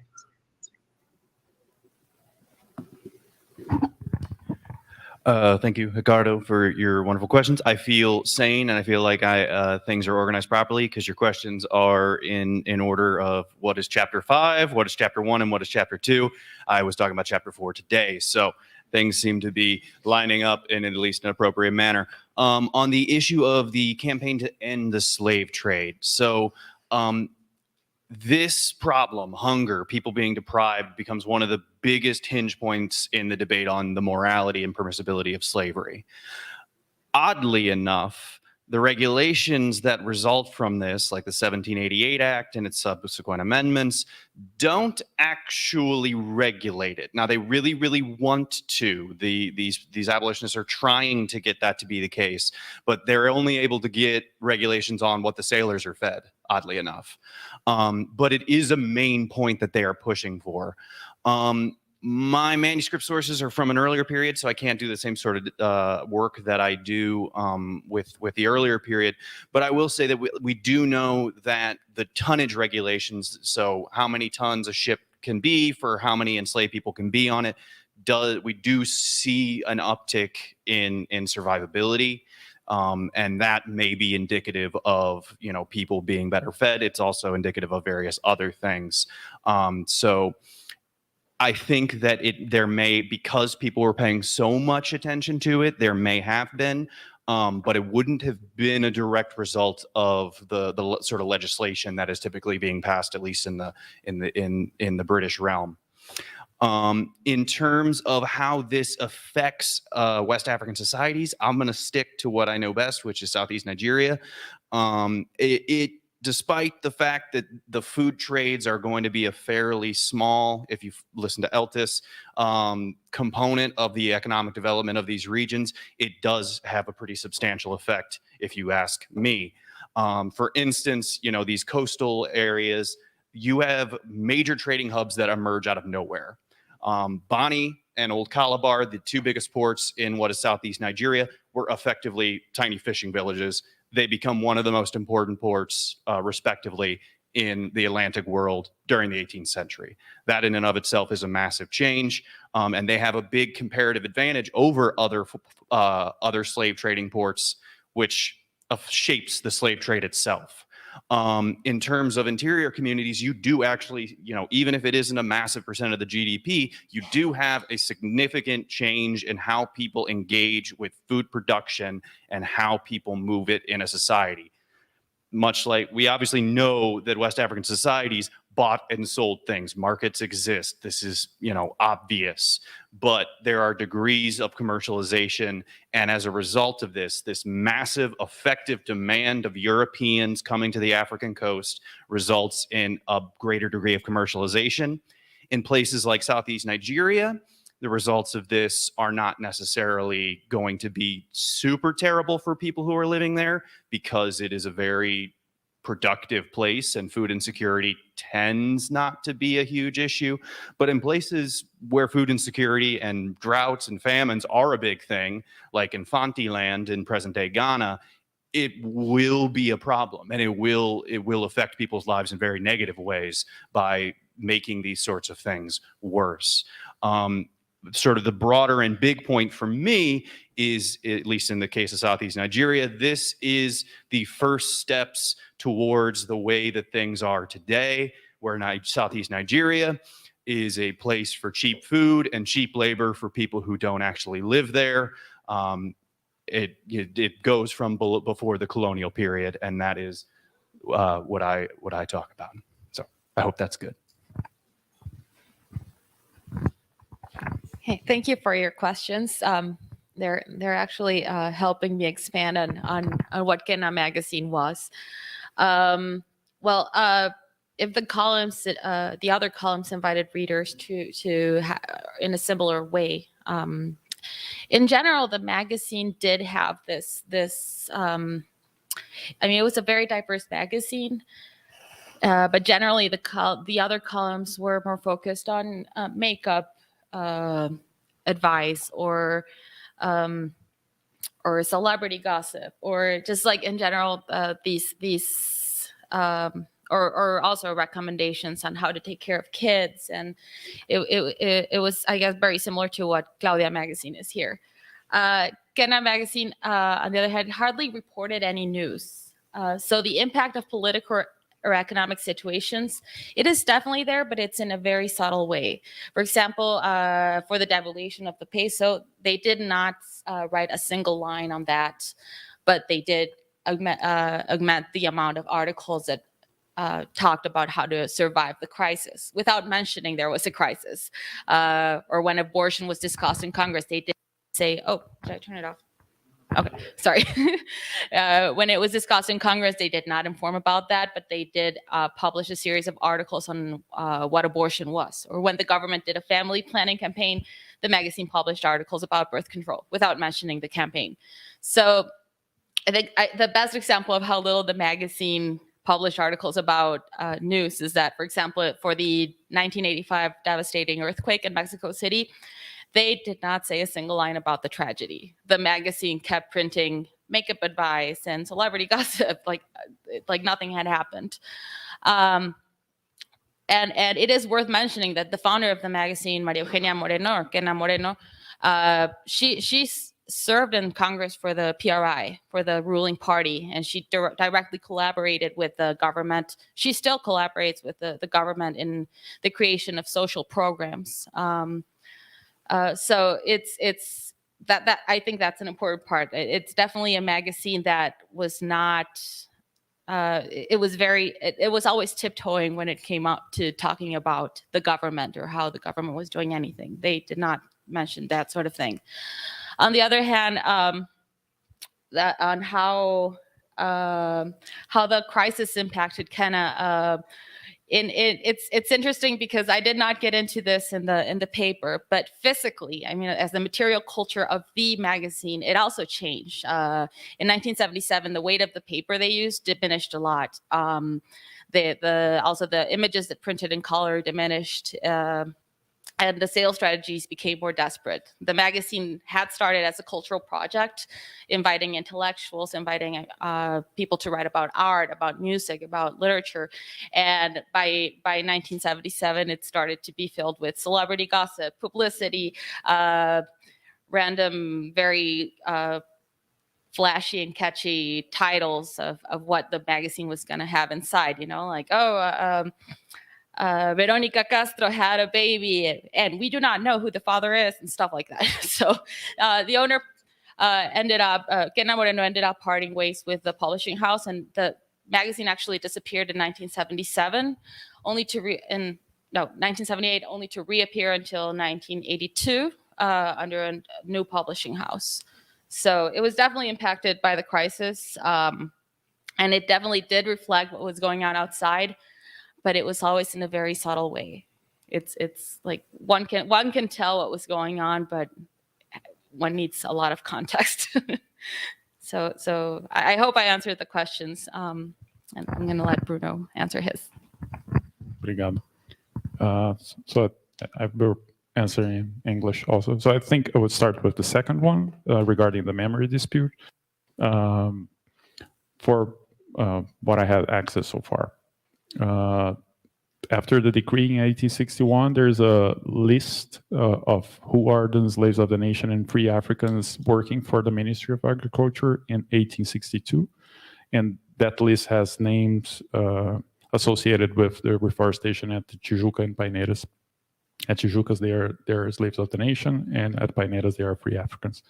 And I think what happens is people associate that decree is the kind of easy source to read, and that list is accessible also. So what happens is that most people assume that this was the case throughout the whole reforestation, but in the one of agriculture magazines that were published in the 1873, I think, mentions recollects Archer's memory about the first years of the reforestation, and he is blatantly racist, and he was not happy with those workers, and he was asking for money to hire other people.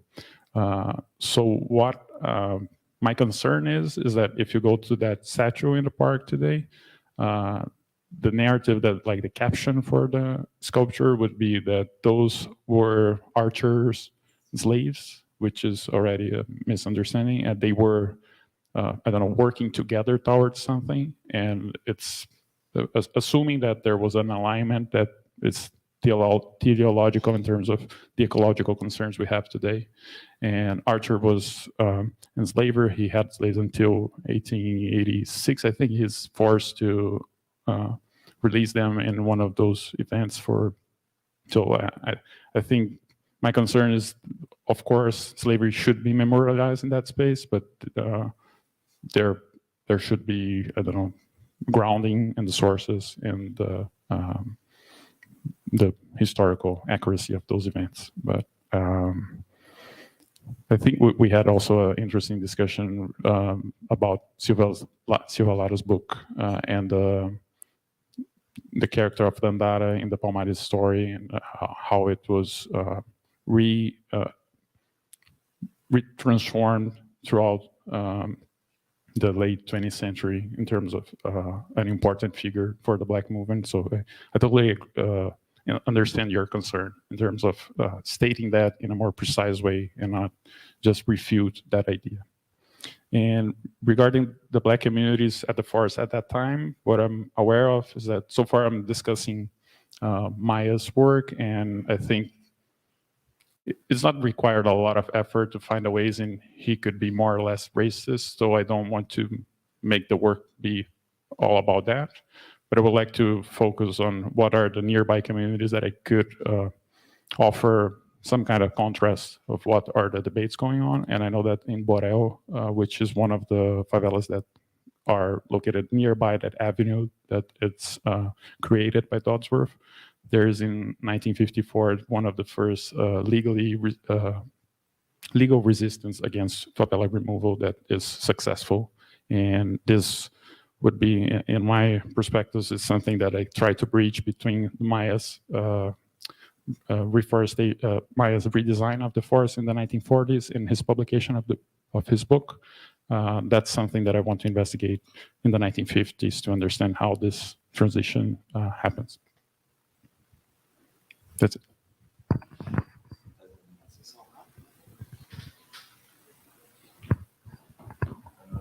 So now we'll make a quick session of questions for the public. Vamos abrir uma sessão rápida para questões.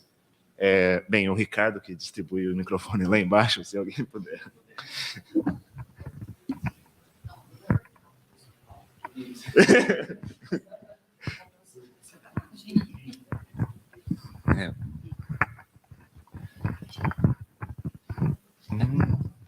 Thanks to all of you. I have two questions. First for John, and I know I'm not telling you anything that you don't know better than I am, but this is just about a strategy for how to make the argument. It was kind of striking that you didn't use Claudio Sant's stuff about the role of large financial interests in the Northeast in this whole process, which would, I think, let you make an even stronger case for the degree to which the transformation of the countryside is an integrated national financial, political project in a way that is more. So that's just a suggestion for that.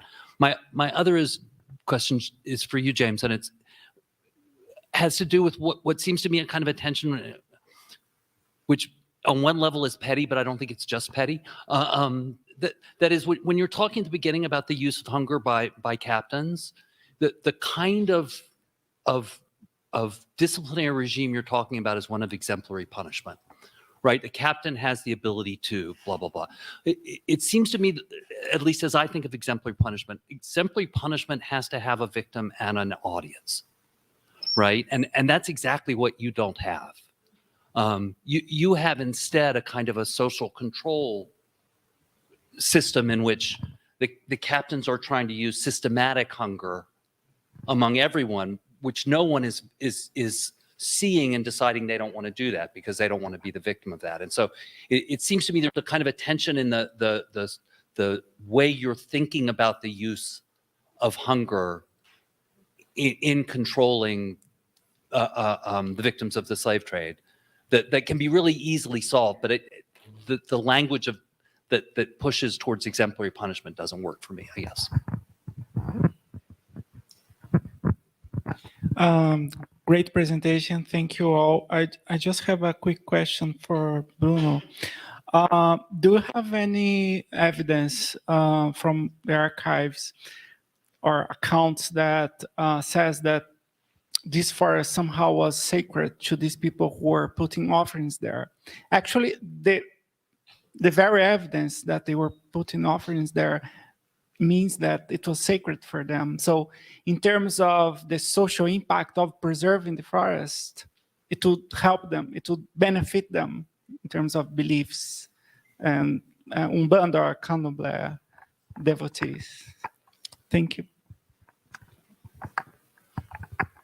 I just have two very specific questions. First for Violeta, your paper's framing thriftiness as a domestic sphere issue specifically for women. You briefly mentioned liquor, and that kind of made me think about bars and male drinking culture, and bars tend to do pretty okay in depression. So I was just wondering if that's something you've come across in these, they are admittedly women's magazines, but having a conversation about your husband's drinking, if that's something that ever came up. And then for James, you mentioned earlier that there's it takes time to refeed people who are starving, and that's not a luxury that these slavers have. And so I was wondering if there is an intentional process or a reciprocal process of unhungering these people, or if the diet that's being fed on the ship is calibrated so that a normal diet, whatever that means, can help them bounce back to efficacy.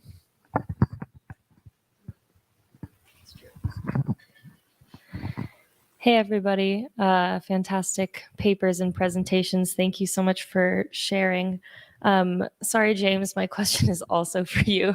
So making a list there, but I'm just curious, when you mentioned starving people just enough, having the power to starve people just enough, you talked a little bit about the human dignity component of it, and how that starvation can serve as a way to deny people that human dignity. This comes up in my own research, which is where my question comes from as well. I was wondering if you could just share a little bit about how you individually extrapolate this concept of human dignity from your sources, or if not, if it's more of a sort of a secondary source thing that's coming up. Like, if there's anything you see in your primary sources that lead you to make conclusions about human dignity and hunger. Thanks. Thanks. Hi, I have a question for Violeta, and that is, does this rhetoric of thriftiness fit into a larger rhetorical pattern, either into the past, I'm thinking of the global late 20s, early 30s financial crises, or the future, either the global 2008 banking collapses or the pandemic? In terms of just extrapolating that, it's like, this is a household responsibility, do what you can, the state isn't going to do much for you.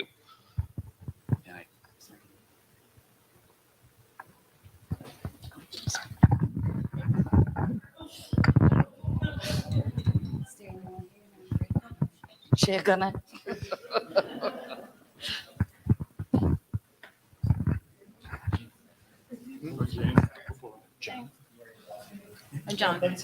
John. Okay. All right. I'll get going here. Three.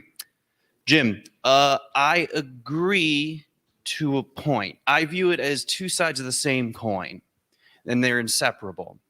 And so on one side, you have this generalized experience, this low burning violence that you attempt to define someone's day-to-day existence with. But for me, that is inseparable from the fact they are both rooted in this power, the power to feed, the power to not feed, and the social implications thereof. And behind that experience itself is the threat of the exemplary violence, is the threat of, if you think this is bad, something else is coming. If you fuck around, excuse my French. And so that, for me, I agree that I don't think that I framed it in the most eloquent of ways, because I'm not an eloquent person. You just have a perfect case of that. But I do think, and I will take to great heart your comment on it, because it needs to be established as two sides of the same coin. You know, low burning hunger as a harbinger of something more terrible. In terms of the refeeding, so this is actually one of my big gripes, is so people will, it is a very normal process to have a refeeding when people arrive in the Americas. You bring a bunch of fresh fruits and vegetables and things on board, and people are given these foods. And a lot of times that's mistaken for the idea of, oh, well, they were, like, these people were on the verge of starvation. This is to rebound quickly, but that's not physically possible. What it can do is make someone feel a little bit better if they didn't have enough vitamin C. It takes about 48 hours if you don't have like full-blown scurvy. It can make you feel better psychologically. It can do these things that will affect, quote unquote, salability of a human being. But it is not capable of redeeming, serious undernourishment that we see in cases. In terms of the human dignity thing, very important. Not going to see a ton of it in the sources on the ships themselves. These are very sparse, and a lot of it is from the abolitionist era, which is their polemics. And the manuscripts sources are frequently not going to give you that. You do have some slave narratives of being on ships where they will talk about it in this dignity sense. For me, the greatest indication of it is how people conduct themselves when they arrive in diasporic slavery, when they exist in, say, Jamaica. And one of the first things that people work really, really, really hard to do is to make sure that this does not happen, to make sure that they are not beholden to someone else deciding if they get to eat, when they get to eat, how they get to eat. For me, that is one of these big pieces of evidence on the back end. And on the front end, the vast majority of these individuals were cultivators. That's just a fact of life. And I don't know if you know many farmers, but farmers don't like to not be able to be in charge of their own food. It's just sort of something that's deeply embedded. So on the front end, there's that as well. Drew, I love your question because I actually have a 25-page paper on that specific subject. I'm not going to say 25 pages of stuff, but anyway, well, Kena magazine is actually very interesting because in women's magazines, one of the very constant presences was always alcohol, either in publicity, in and how to please your husband, or or the cocktail recipes. But Kena did not publish anything alcohol related because Kena Moreno, the founder, she actually stopped putting anything related to alcohol in I think it was at the beginning of the 70s, because she kept because according to her, she kept getting all these letters from concerned mothers about how their children were deep into drugs or deep into alcohol addiction, or it was just a really big concern for her specifically because, as I stated earlier, she collaborated with the government, and that was especially in programs to fight addiction. She actually founded the Centros de Integración Juvenil, which are rehab centers. They actually have some pamphlets for those centers at the library at Instituto Mora, curiously. Anyway, she founded these, and she was really, really against alcohol consumption. She's still alive.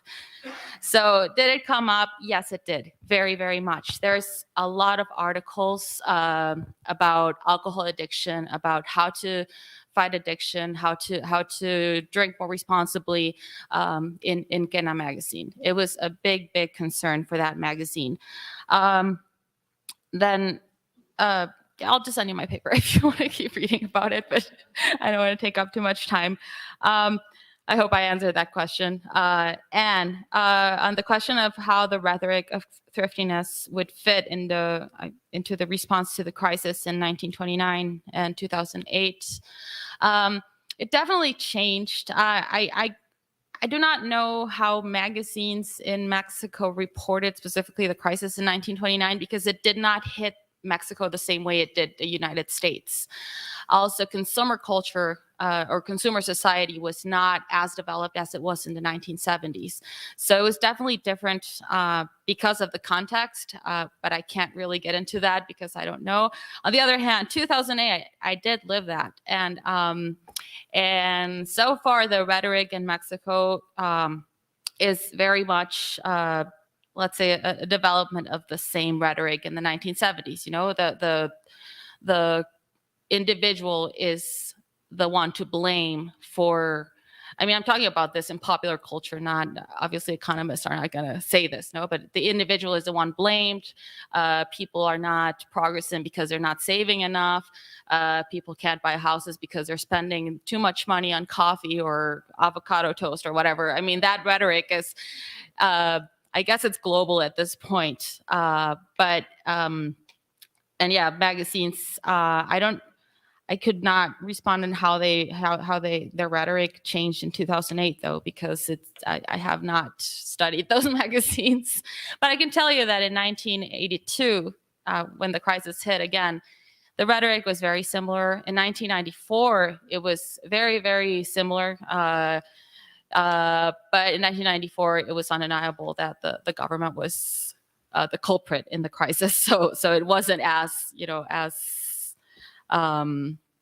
let's say as individualized. It was more like, oh no, this time it's bad. So I hope that answers the question. I can't really get too much into it because I have not studied 1929 or 2008, but these are my opinions, not as a historian. There you go. So about the question if the forest is sacred, I would say that yes. Regarding the evidence, I would like to read what the description from the book is regarding that, and I will read in Portuguese, I'm sorry. É comum encontrarem-se nas picadas da floresta pessoas supersticiosas dadas ao culto da magia negra. Qualquer clareira é logo transformada em terreiro de macumba ou candomblé. Durante o dia, ocorrem manifestações mais sossegadas, sendo obrigados os que tomam parte nas cerimônias a se vestirem de branco, como são aqui frequentemente encontrados.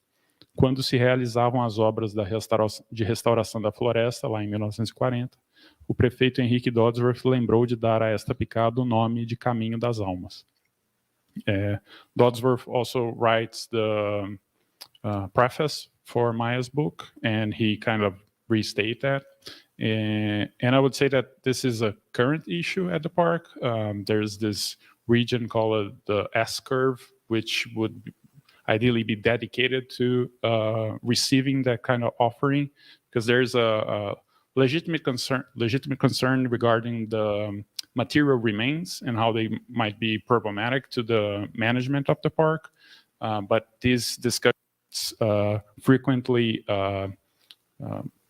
mined and attacked by more conservative evangelical associations regarding creating a macumbódromo inside the park. So this is a hot topic today, and I would say that to find that kind of element in the 1940s to the 1960s, I might need to go read this kind of source against the grain and see what they give me as elements to indicate in which ways it was sacred at the time, and also regarding the specific ways in which Candomblé Umbanda were taking place in Rio at the time. Obrigado.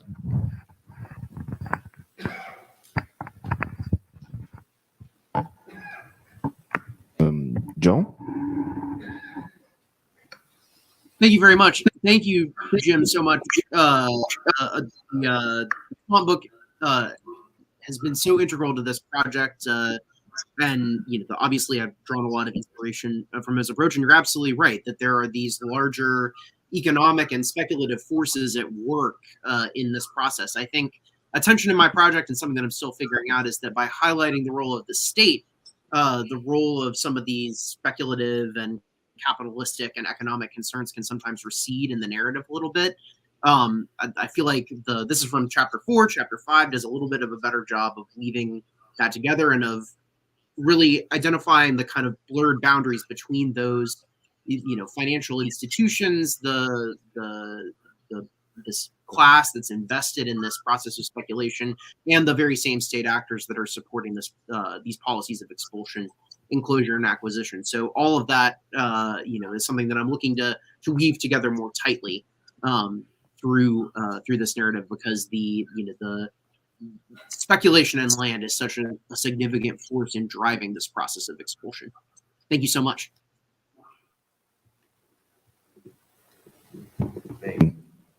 Primeiro eu vou chamar então uma salva de palmas para essa mesa e